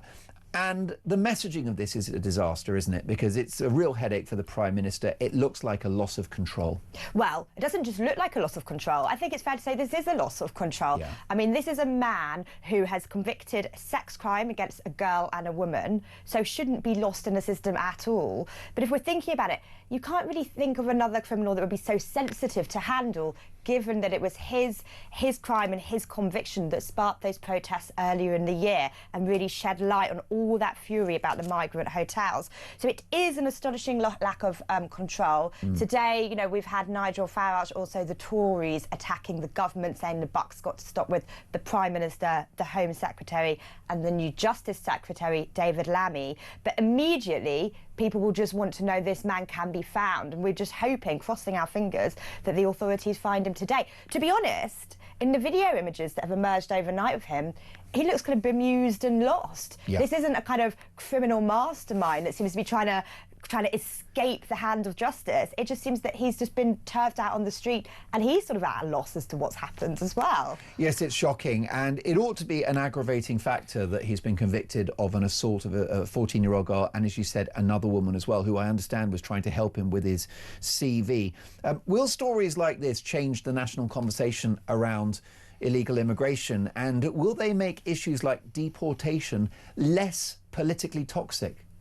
Well, I don't think it'll change the conversation. I think it'll fuel a conversation we're already having, which is how are we able to deport these people speedily, safely? How is it that the system is so broken that just in the transportation from a prison to a deportation centre you can get lost? And it will really reignite all those concerns about migrants committing offences in these countries and what the state can do to get a grip of it. Of course, and also in the paper, of course, the other story, the horrific attack on a woman that worked in a migrant hotel, stabbed 23 times with a screwdriver. A mother of a young child lost her life at the hands of another illegal immigrant. The public are apoplectic with rage. And yes, there's an enormous clamour for political change, and perhaps Nigel Farage rides into the rescue in 3 or 4 years' time. Who knows? But at the moment, Keir Starmer is our Prime Minister, and it's his problem. It's Keir Starmer's problem. It's, you know, there's two big problems in Keir Starmer's in-tray. It's the economy and it is borders and migrants. And he has got to get a grip. You know, we saw that big reshuffle last month where he appointed Shabana Mahmood, a really tough-talking Home Secretary, with this really bold pledge that they were finally going to grip this crisis. Well, you know, you're not going to instill any confidence if you're losing foreign offenders in the system. They're being photographed walking the streets of London or of the UK, and you can't find them. And I mean, we go back to this week after week, don't we? But those boats keep turning up. Those numbers keep getting higher and higher. We saw the migrant who was shipped out to France this week in the one-in, one-out scheme make his way back to Britain just a few weeks later. You know, we really do need to be thinking more radically about how we protect our borders. Indeed, and we know that likely the majority of the people on those boats are seeking a better life, and what they want to do is find work and naturally, you know, flee the situation that they're in, no problem. But what you can't rule out is that on every illegal boat crossing, there could be a Hadush Kibatu who's now on the run, and that's the problem, because we don't know who these people are. Well, that's one of the problems. The other problem is that you have to have control of your borders. So these people who are fleeing potentially conflict, potentially difficult lives, and trying to come and make a new life in Britain, they have to play by the rules. If they want to claim asylum here, they have to do it through the safe and legal means. You cannot have a situation where people are just piling on inflatable dinghies and turning up on our shores, because that's when you lose public confidence in your immigration system, your asylum system, and that's when people start to become more, you know, more radicalised and more concerned. So you have to have that control. It's not just about who's lurking on those dinghies, although of course that is a concern. It's about having control over who lives in your own country. No country can afford to give sanctuary to everyone. It's just not possible. No, and I think the cost of the migrant hotels alone is around £3 million a year, but that's... I'll be more than that. Is it really? Sorry, billion. Yeah. Sorry, I got my numbers from Diane Abbott's. But yeah, Carol Vorderman, I'm not... Yeah, no, 3 billion. Yeah. And of course, you know, and it's going to be in excess of that, because many of those people are granted asylum and remain in the country, likely to be dependent on state resources for the rest of their life in many occasions. But this is global, isn't it? A global issue. Across the West, there is anger. Germany, France, Italy, Spain, Ireland, most notably this week. Do you think there will be a sea change in attitudes towards the issue of illegal immigration across the West? Will there be a Trump moment? Because we know what happened in America. He literally closed the border unilaterally, reducing immigration from something in the region of 12 million people, illegal immigration in 4 years, to several hundred a month. I've been waiting for this sea change moment. I've been thinking this must happen any day now, because we've seen huge anger in this country. We know Italy have really struggled with the same problem, Spain, Germany. Yeah. All of Western Europe are having these huge surges of illegal immigrations, either kind of roll up on their shores if they've got a coastline, or flowing over their borders if they're landlocked. And that's where we've seen, you know, Shabana Mahmood and other Home Secretaries, to be fair, talk about how Europe needs to get together and change those laws, the ECHR laws, so that it's easier to stop migrants illegally going into the countries. I'm really surprised that so far Europe haven't been able to get their heads together. And it's the political establishment haven't woken up, have they? And the public are so angry. I mean, I got this message from Jim, who said, good morning, Mark and Kate. Jim in the Netherlands here. The Netherlands are going to the polls very shortly. It looks like Geert Wilders and his PVV party will win. Of course, they're firmly on the right. And he said, I don't think that one in, one out is going to do well here. I'm constantly asked by some Dutch friends of mine as to what's happening to my once great country, the United Kingdom. I'm so embarrassed to try and give a reply. Also, the word racist has been what has been semantically bleached. The meaning has lost its depth. Well, you're so right about that. Jim, thank you for listening and watching. With regards to Starmer individually, this is a guy that we know to be ruthless and very ambitious. He wanted to become Prime Minister. He achieved that. He'd like to stay Prime Minister, wouldn't he? And he'd like to win the next election. You mentioned the two big things, the economy and immigration. Could this former human rights lawyer press the nuclear button and tear up the ECHR? I don't think he'll ever tear up the ECHR.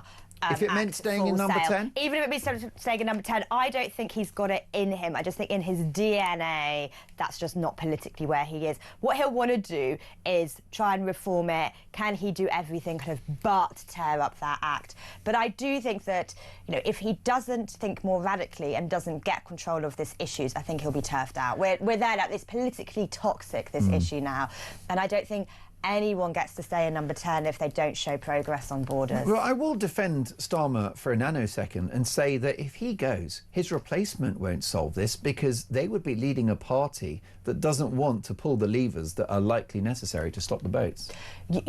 So if he goes mid-term as a Labour and someone else comes in. Well, exactly. Can you think of can you think of anyone on the right of the Labour Party even that would tear up the ECHR, repeal the Human Rights Act and look again at the Refugee Convention? I don't think we've heard any major voice in the Labour Party call for that. They've all talked about reform. None of them have talked about that. I think if that's what people want, you're going to be looking at a Nigel Farage. I mean, obviously the Tories have gone there too. But that'll be, if Nigel Farage wins the next election, it will be because of that borders issue. And the longer we wait, Kate, the more dramatic the measures will be in 3.5 years' time. Totally. I mean, this is the thing, Labour Party, the Labour government are in power now. So it's up to them what levers they pull. But they need to be pulling them quickly enough and making enough progress that A, it gives them a chance of re-election, but B, they've got control over what we've resorted to. Yeah. But if you leave it to the next person, you've got no control over that. And Nigel Farage, I mean, we'll see if he gets into power, we will see if he's able to deliver on his pledges.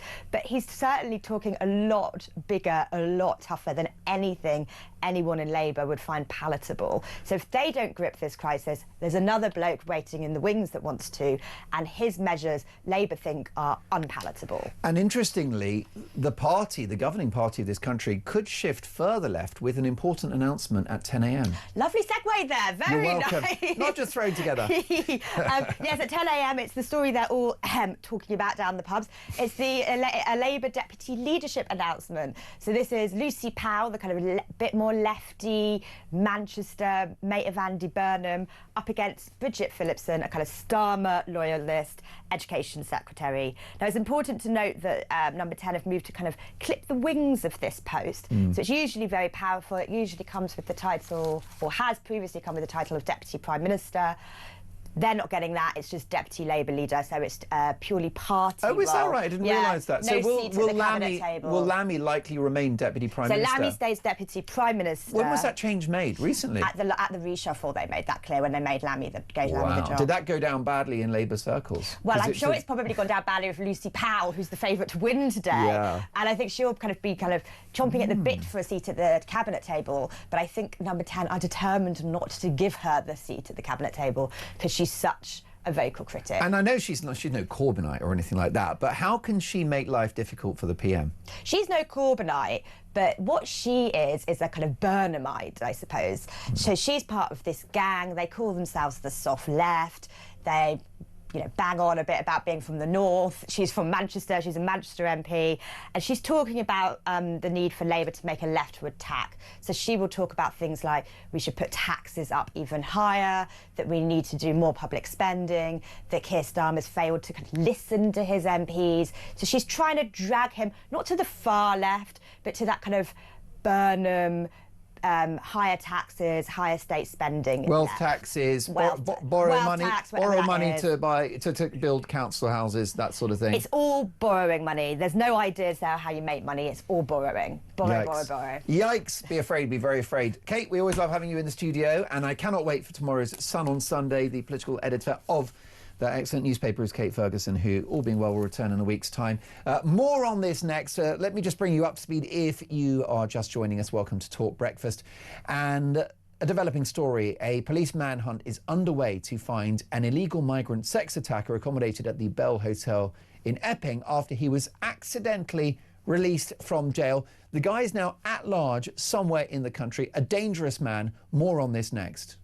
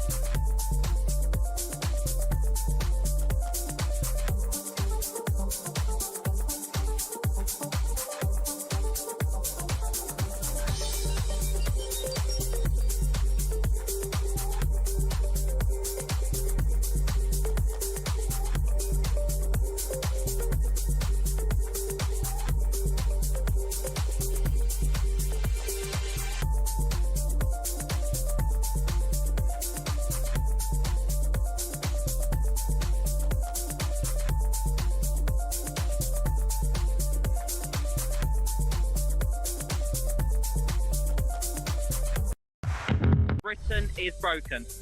Jamie, I couldn't have put it better myself. And you know what? It shows that they don't care. I think the government showed you that they don't care when they used the Home Office to overturn your ruling to say that those illegal immigrants need to get out of that hotel in Epping. And now this is just another go at the people of Epping who just want safety. They genuinely just want the basic human right of being able to walk the streets at night. And now they can't even do this.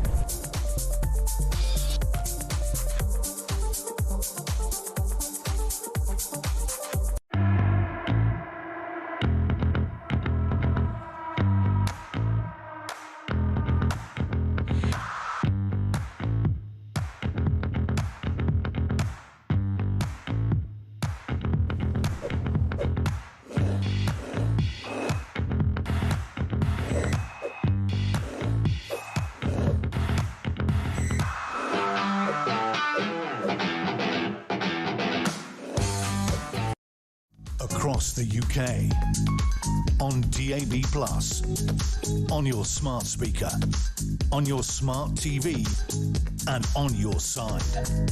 This is Talk.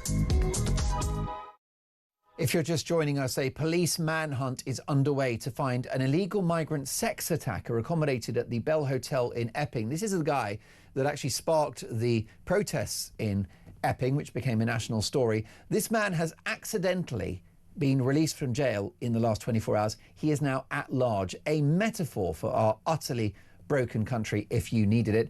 Many of you very unhappy about this. Brad in Cambridge. Mark, when you say the majority of migrants are not going to commit crimes, that's true, but most Brits still don't want any more migration anyway. This country cannot cope with more people. I'll get to more of your messages in just a moment. But we also have the bombshell news that Sheffield Wednesday have been put into administration and deducted 12 points in the Championship. Really bad news for an iconic English football club. I'm delighted to say for reaction, we have the top sports reporter at the Sun newspaper, Dan King. Morning, Dan.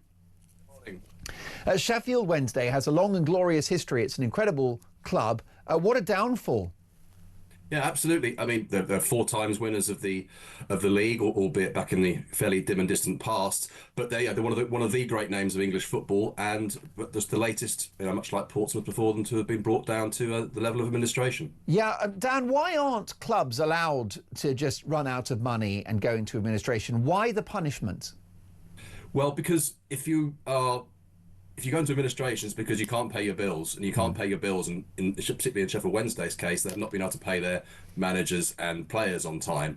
And the rationale for taking points off them is that by doing that, you're having an unfair advantage over your competitors. You are effectively trading insolvently, paying your players when you can't actually afford to, and therefore there is a mandatory 12-point penalty for going into administration. Okay, and of course it's a headache for the club and a tragedy for the loyal fans. Yes, I mean, I think quite a few of the fans yesterday were regarding it as a bittersweet day. They've had this Thai businessman Chansiri for a number of years, and let's be fair to him, he has given them £100 million worth of loans, of which he's not going to see much more of. But for a number of years, he hasn't been putting more money in, and like many businessmen before him, he's found that running a football club is a lot different to running a business. But in any other industry anyway. And what's happened is that the fans have wanted him gone for a long time.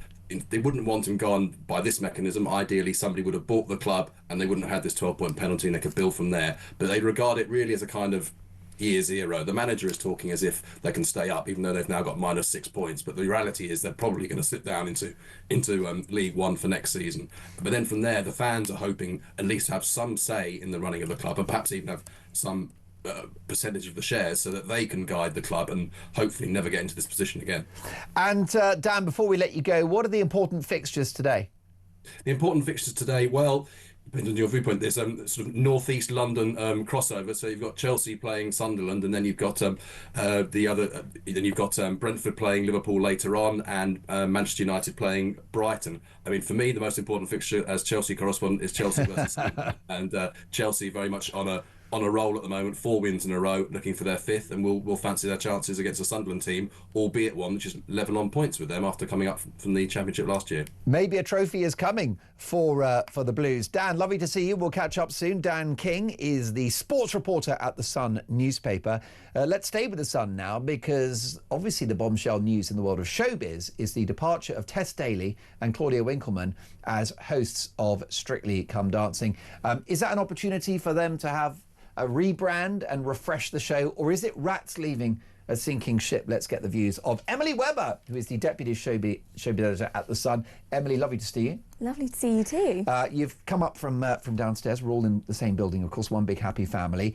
Did you see this coming, by the way, this decision by the two of them to quit?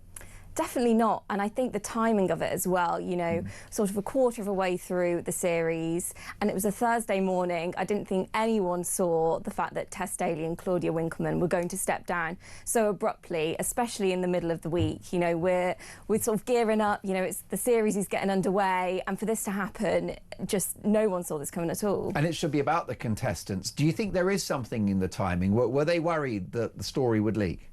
I think that's the thing, isn't it? They always want to get ahead of the story, you know, whether this was going to leak or not. And they've clearly taken control of the narrative here. We saw Tess put the statement up on her Instagram, followed by Claudia, and then Strictly came out with their own Instagram statement. So they've clearly, you know, taken the bull by the horns and controlled this narrative. It's not good for the show, is it? Because they've had lots of scandals over the years, and you've had people, you know, marriages have ended and all the rest of it, bullying allegations and other things of that nature. And what the consistent sort of theme was the hosts. That was the steady hand at the tiller, and now they're about to go. Exactly. So they were the matriarchs of this Strictly family, as they always like to call it. And, you know, this is a show that is still watched by millions of people, even though, you know, we've seen tumbling ratings over the years. So fans love it because Tess and Claudia, you know, they're the constant theme of all the different series we've seen. So with them leaving, you know, are those sort of steady viewers going to still tune in without them? I think that will be, you know, only time will tell, really. Yeah, I mean, if you look at some of the BBC's crown jewels, Gary Lineker, of course, has moved on from Match of the Day. And the right choice of host is critical, isn't it? I mean, it's the chemistry of it, you get the wrong person fronting it, and then it's downhill from there. Definitely, and I think people really love this female duo on Strictly. There's something about Tess and Claudia which really works. Yeah. The sisterhood. And the sisterhood, you can tell they're friends, and, you know, there's no sort of pitting these women against each other at all. Yeah. But at the end of the day, people watch Strictly for the dancing. So whether or not the hosts are people that they don't necessarily know or like, people want to see people dancing every Saturday night. Yeah, most definitely. So why have they left? If it's one of the biggest shows on TV, they should surely just wish to do it until they retire. Why have they left? You know, I think it's one of those things. You know, do you want to leave when the ship is sinking, or do you want to leave when it's still on a high? And millions of people, as I said, still tune in to watch this every single week. You know, it's still a show loved by so many people. I was actually at the filming last Saturday, and you can see the joy in people's faces. And, you know, it's a show that's held dear in sort of the British TV heart, really.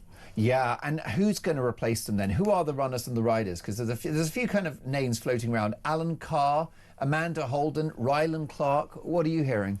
I've seen the odds that we've done in the paper. Obviously, Holly Willoughby, could this be her come back to, you know, primetime TV? Ryland Clark, obviously, he's in that BBC family, Radio 2. Zoe Ball, are they going to bring someone in from that BBC family? Yeah, Stacey Dooley could do it because she was on the show. They might be looking for people that have been on the show, who have walked the walk and danced the foxtrot. Yeah, of course, and I think that would be really helpful, especially for the pros and the celebrities, to have someone who they know, who they trust, and who has actually done the show themselves as well. Does the BBC have the money to pay big-name talent? But someone like Holly Willoughby wouldn't come cheap, would she? That's the thing, is you know, it's a big show, it's a big commitment. You know, Strictly's on all through the autumn, winter. You know, it's not just a few hours a week, it's a big commitment. So whether or not they have got the money to pay for someone like Holly. Whatever you say about the situation, and it's quite clear that Tess Daly and Claudia Winkleman are in-demand presenters, especially Claudia Winkleman, who's absolutely going gangbusters with Traitors and Celebrity Traitors. So she doesn't need the gig. Her diary is filling up. And there's talk of a BBC chat show for her to keep her auntie, isn't there? Yeah, of course. And also keeping Tess and Claudia together. I know my colleague Rod McPhee wrote in The Sun today, you know, the BBC really want to keep... So find another format for them. Find another format for them. You know, they're very successful together. People love them. You know, that would be a very successful format. So that's it. So obviously that's one factor, is particularly Claudia Winkleman's diary. But it's not a vote of confidence in the show that they've left, is it? It's not really, and you know, it's them who, as we said, you know, keeps the show together. And if they're leaving, you know, what does that say? If Ant and Dec left I'm a Celebrity, it would be a story, wouldn't it? But exactly. They never will, because it's not a show mired in, you know, sort of scandals and toxic allegations and all the rest of it. Of course, and it's, you know, who is going to sort of take Strictly on, especially with all the scandals we've seen in the past. Listen, I love The Sun's coverage of all showbiz stories. I couldn't live without it, frankly. So, Emily, thanks for coming to see us. Emily Webber is the Deputy Showbiz Editor at The Sun newspaper. Don't forget, in print and online as well at thesun.co.uk. Next up, is the London Mayor Sadiq Khan guilty of the mother of all cover-ups in regard to grooming gangs in the capital? I'll be speaking to the top politician who's been calling him out.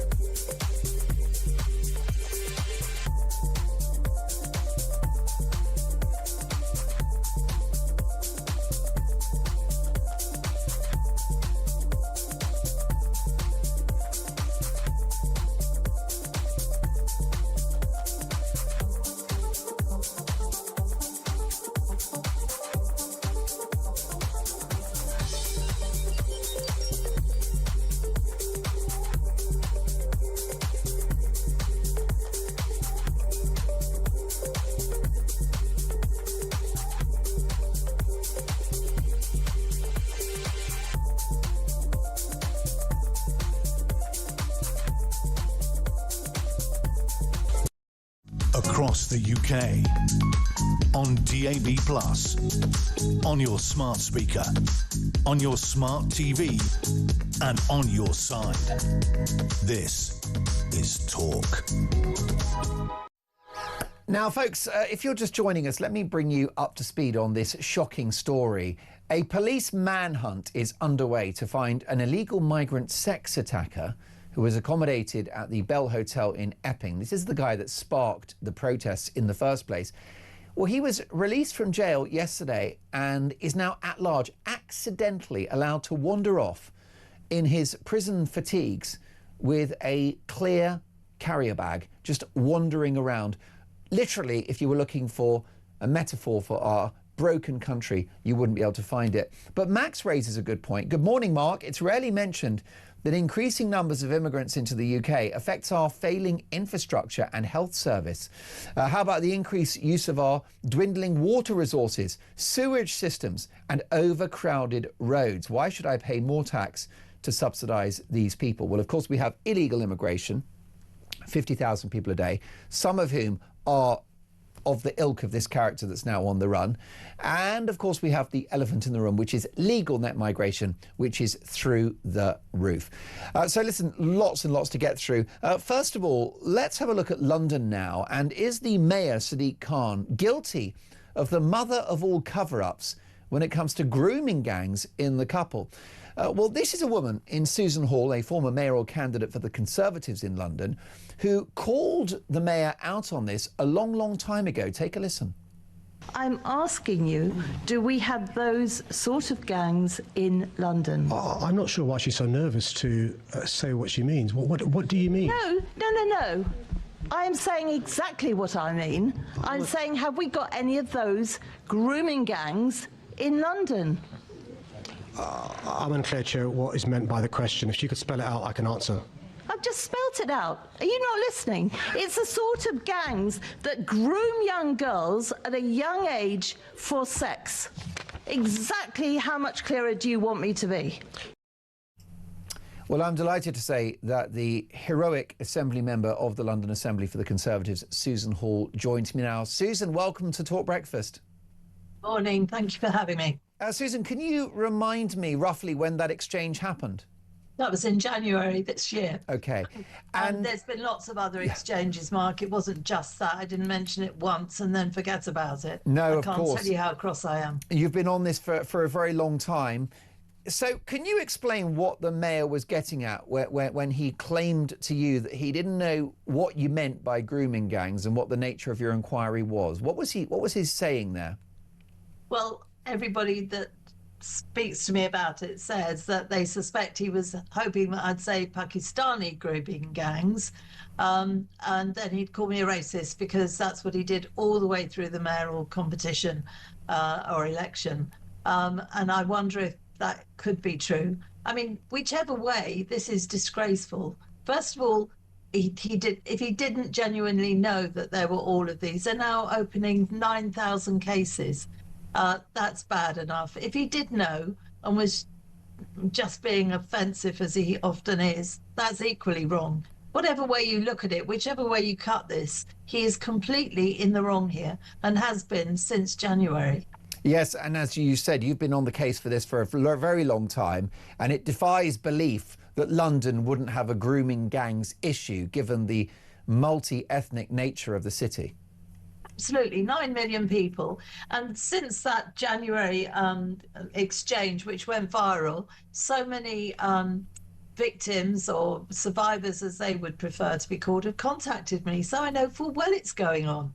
I've known all this while, which is why I constantly have asked the mayor, the deputy mayor and the Metropolitan Police. And I've been stonewalled all the way along. It's an utter disgrace. And really, Sadiq Khan should go over this. Well, indeed. And the issue is they're looking at 9,000 cases. That could be, Susan Hall, the tip of the iceberg. Yes, absolutely. It could be, if judging by the number of people that call me. Everybody's putting their fingers in their ears and not listening and not paying attention. There are victims here, and there are terrible cases that I've heard. Absolutely terrible. It's not always girls either. And in London, it isn't always Pakistani grooming gangs either. There's a variety of different grooming gangs. It needs to be addressed, and it is appalling that the mayor treated me in that way when I first asked about it. Because if he hadn't asked the commissioner at that point what was going on, that's, deficit of duty. It's the police and crime commissioner in London. It's so bad, I can't tell you. I'm so cross. Does it feel like a cover-up to you, or do you think this is just political obfuscation and perhaps incompetence? It could be any of those, couldn't it? I'm certainly incompetent. He's incompetent on so many levels. Many people will tell you that. But if he just doesn't want to recognise it, has he asked the police and they've said nothing's going on, in which case he should have dug deeper, because it doesn't make any sense that it wasn't going on. His deputy mayor is absolutely hopeless. But the police have also told me that this wasn't going on. So is it a cover-up? I honestly don't know, Mark. And it's interesting that he tried to trick you into mentioning the ethnicity of some of these alleged attackers, except that the ethnicity has been part of the story with the grooming gangs in Rochdale and across the north and the Midlands of this country, that actually it was the fear of being called racist that allowed these monsters to get away with their crimes, and that certainly in parts of the country it was predominantly Pakistani Muslim men who were guilty of these crimes, and therefore their ethnicity was an essential factor to draw attention to, not to hide away from. And the other issue, Susan, of course, is that many of these crimes in places like Rochdale were racially aggravated because it was white girls that were targeted. Could that be going on in London? It could be, but of course, if you ask the Police and Crime Commissioner in London, which is Sadiq Khan, and he won't even answer whether we've got them, when I'm shut down in a committee meeting by the Labour chair for continually asking the deputy mayor about it, I mean, you know, there's only so much we can do. I am so pleased that the Express, the Standard, etc., are really picking up on this and asking the questions as well. And it's just not good enough. Are the Metropolitan Police in London and the mayor, are they parting company with each other on this one now? Do you think that the Met are going to actually have a good go at getting to the truth, notwithstanding the political pressure not to? Well, they've got to, haven't they? They've now admitted that there's 9,000 cases that they're going to look at. They've got to. Also, these girls, and sometimes there are boys, they're coming forward and talking to us. They're talking to people like me that they know care. They cannot keep it under wraps any longer, and now they haven't. The Commissioner has come out and said that there are these cases, and I think he's asking for more money to look into it. Susan, Sadiq Khan can't hide any further. Susan, is there a defence to be made on the part of Sadiq Khan, the London mayor, that what the police are there to do is to tackle the exploitation and sexual abuse of women in the capital, and that's exactly what they're focused on doing? Is that a reasonable defence? Sadiq Khan is that my job is to scrutinise Sadiq Khan, to ask a question, do we have grooming gangs in London? For him to say he doesn't know what I mean, I think it says it all. I mean, he's in charge of London. He should know what's going on. This was a scandal through the country. You would think that he'd ask his police officers if it is going on. I never expected the reaction I got. I expected him to say it's a shocking situation and the Metropolitan Police are doing everything they can to make sure that we find out if they are here. Instead of that, I got all that, what does she mean? What is she talking about? Which was clearly a political game, wasn't it? Does this feel like gaslighting to you? You shouldn't play political games on things that are this serious. And if you spoke to some of the victims, Mark, you'd come out crying. Some of the situations these girls have been in have been horrific, and nobody has looked after them. Nobody. And I hate to say it, neither have the police, because I'm a massive police supporter.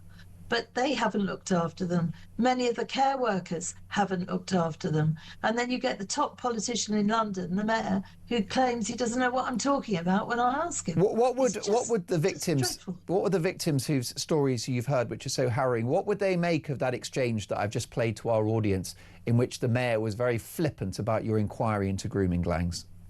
It is because that went viral that so many have contacted me. Right. Because they're so incensed that the man in charge of London, if you like, the man in charge, the Police and Crime Commissioner of the Metropolitan Police, could be so flippant about something that is so awful. Some of these girls can no longer have children.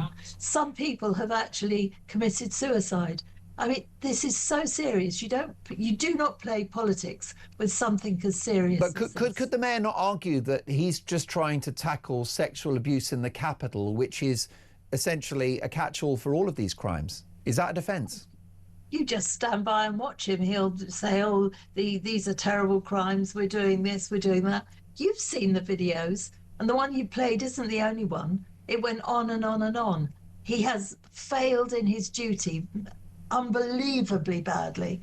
And I'm sure he'll come up, he's got so many spin doctors that work for him in City Hall. He'll come up with lots and lots of excuses. He'll go on talking about clean air, because that's something he talks about a lot, and free breakfasts, free school meals, and ignore this whole situation, which is why this is so dreadful. And I don't wish to trivialise it with a question about the politics, Susan, but it's very clear that you had a good run at trying to become the London mayor. He's had 2 terms, he wants a 3rd. Will this damage him politically? Will there be accountability for his attitude to this issue? Well, he's had 3 terms and he wants... Oh, 3? Is it 3? I know, Oh, my goodness. time only flies when you're enjoying yourself, Wow. Mark. But do you think will this hurt him? Will this catch up with him, do you think? Well, it should do, don't you think? I mean, it's one of the most serious things, the most important. But one of the reasons I really wanted to be mayor was to be the police and crime commissioner, to get the Metropolitan Police the funding they need and get bobbies back on our streets, because we can all see the crime issues in London. That's my passion in life. And for him to just make fun of what I was actually saying was disgusting. My job is to scrutinise him. That is what I'm paid by the taxpayer for. And when he won't answer, I think it's a damn disgrace, especially over something so important. Definitely. Susan Hall, is the fear of being called racist and political correctness a barrier to justice for the victims in London as well? The victims deserve justice. Politicians, over the time, the worst thing you can do to somebody is call them racist. During the mayoral race, I had pictures of my face going all over London with racist written across my face, distributed by Hope Not Hate, that left-wing organisation that is a charity, apparently. It is absolutely abhorrent. The only thing now in the last year, or certainly the last 9 months, people are starting to say, hang on a minute, just because you're on the right, it doesn't make you racist. To actually declare what is happening, there are loads of Pakistani rape gangs, certainly in the northern parts of this country, that we should be allowed to say that. We've got to stop calling people racist, or the left do, when we are saying things they don't want to hear. Briefly, Susan, does there look to be an ethnic element to the grooming gang infrastructure in London from what you've heard? I think less so. I think less so. Okay. Because we're such a diverse city. But the point is they're rape gangs. Yeah. Which is why I asked about rape gangs. I didn't say no, Pakistani. and they work in a very particular way, targeting vulnerable young girls, don't they? Oh yes, yeah, and boys, but not so many boys, but definitely boys as well. So you were talking about the rape of boys as well in these crimes. Oh yes. I mean, it's just beyond belief that the mayor could be so smirking and so flippant in the light of those allegations.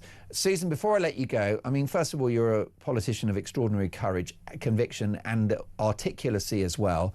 And I'm so glad that video went viral. Have you paid a personal price for the pursuit of this story?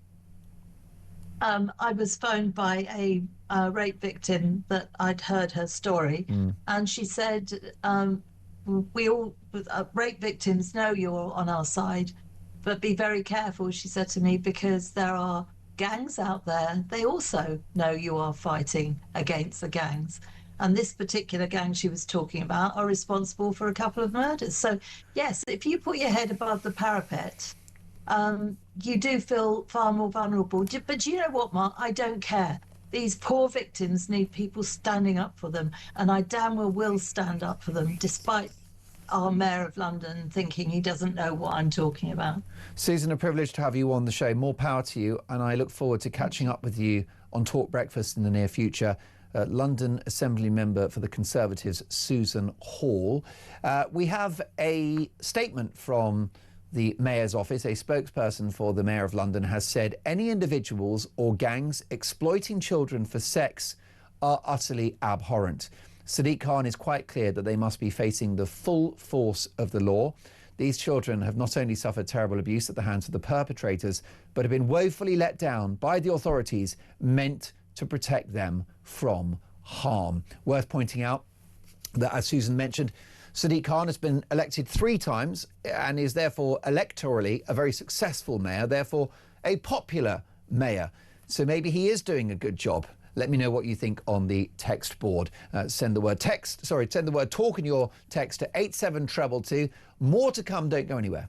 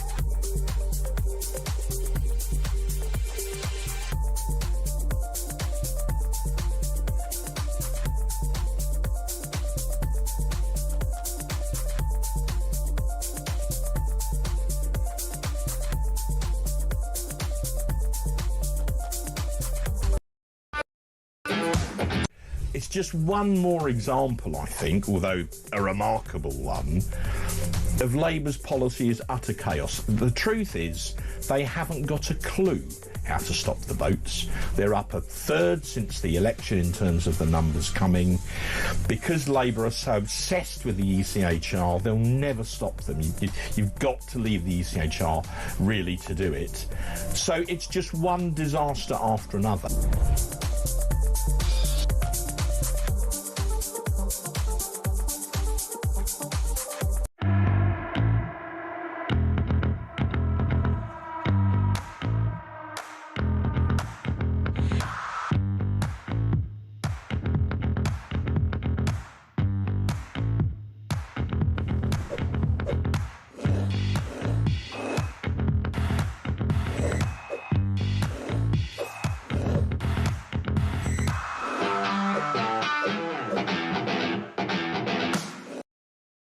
Across the UK, on DAB+, on your smart speaker, on your smart TV, and on your side.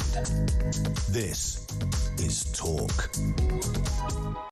Well, given that there's a manhunt for an illegal migrant sex attacker, the man who sparked the riots, the protests in Epping, we could do with a bit of light relief, couldn't we, after what's been a very, very challenging last 4 hours. Thank you for your company on that one. But let's therefore have our retro rewind, where we look at a particular year and indulge in some much-needed nostalgia in the company of Virgin Radio's Steve Denyer. Hello, Steve. Hello, good morning. Listen, where are we going to go this time? I'm going to take you straight back to the year before we were born, 1969, the state of the land. We had Harold Wilson in as our Prime Minister. This was the year, lots of people remember this, the royal family took part in this fly-on-the-wall documentary. Wow. Which was 110 minutes, and it was all filmed on shaky home, you know, camcorders and stuff, and the Queen, it showed you the royal family, but there was a kind of backlash. Most people said, well, we didn't really want to know about them. We didn't want to really know this truth about them. So the Queen had it kind of banished 3 years later. But you can see little bits on the internet of them just being normal people, but the backlash was they shouldn't be seen as normal people. Don't kill the mystery. Exactly, the mystery's being kind of blown away there. Biggest court case of probably the decade before we got onto the Beatles, the Krays. Oh my goodness. So infamous crime duo, yes. They were twins, I believe. They were both found guilty of murder. Ronnie murdering George Cornwell and Reggie murdering Jack the Hat McVitie. They both sentenced to life. Lots of people were very nervous about giving evidence in this because they were like, it's the Krays. We can't speak out. Because they were the gangsters Krays. that controlled a certain part of London, right? The East End. And there's been movies about them. There was a great movie, actually, about 20 years ago that came out about them. Some people absolutely loved them. Said that they were sort of the earth. They were villains, but they were us. They were part of us, you know. Other people said, good riddance, they were awful criminals. Some observed at the time that when they were imprisoned, crime went up in the area. Yes. So they almost kept it steady. And oddly, although they were criminals, they sort of had family values, didn't they? They did. In a curious way. You know, and so the late great Barbara Windsor was involved with them, and there's a real kind of sense of community when they were around. Of course, they both had their end days in prison, you know, so they but the legacy, watch documentaries about them and look at movies, because it's an incredible story about who they are. If you're going to have a name as a gangster, Jack the Hat McVitie takes some beating, doesn't it? Amazing. It's the thing that movies are made for, isn't it? Yeah, We're going to talk about the Beatles as well. Who are they? Massive. Well, they were a band, and they split in 1969. But 1969 was just so incredible because they started the year doing, and if you're watching, you'll see little bits of footage now. They started the year doing that legendary rooftop gig above the Apple Studios, which has recently been recreated on Disney Plus. There's an 8-hour programme about this gig, and it's incredible. What it is, it's an incredible snapshot into life in 1969, to London streets, to what we were wearing. You know, the young policemen who turned up, and their job was to stand bare feet. It was just like an amazing year, and then they split, and it was the end, really was the end of an era and the end of that decade. BBC and ITV started showing colour TV for the first time. Well, that's good. Doctor Are we Who, in colour today, Dean? Yes, we are. Luke's helped us with that. If you want to watch the show, just go to YouTube and search Talk, and here we are. There we are. Glorious Technicolor. Any other bits and pieces? The Sun newspaper.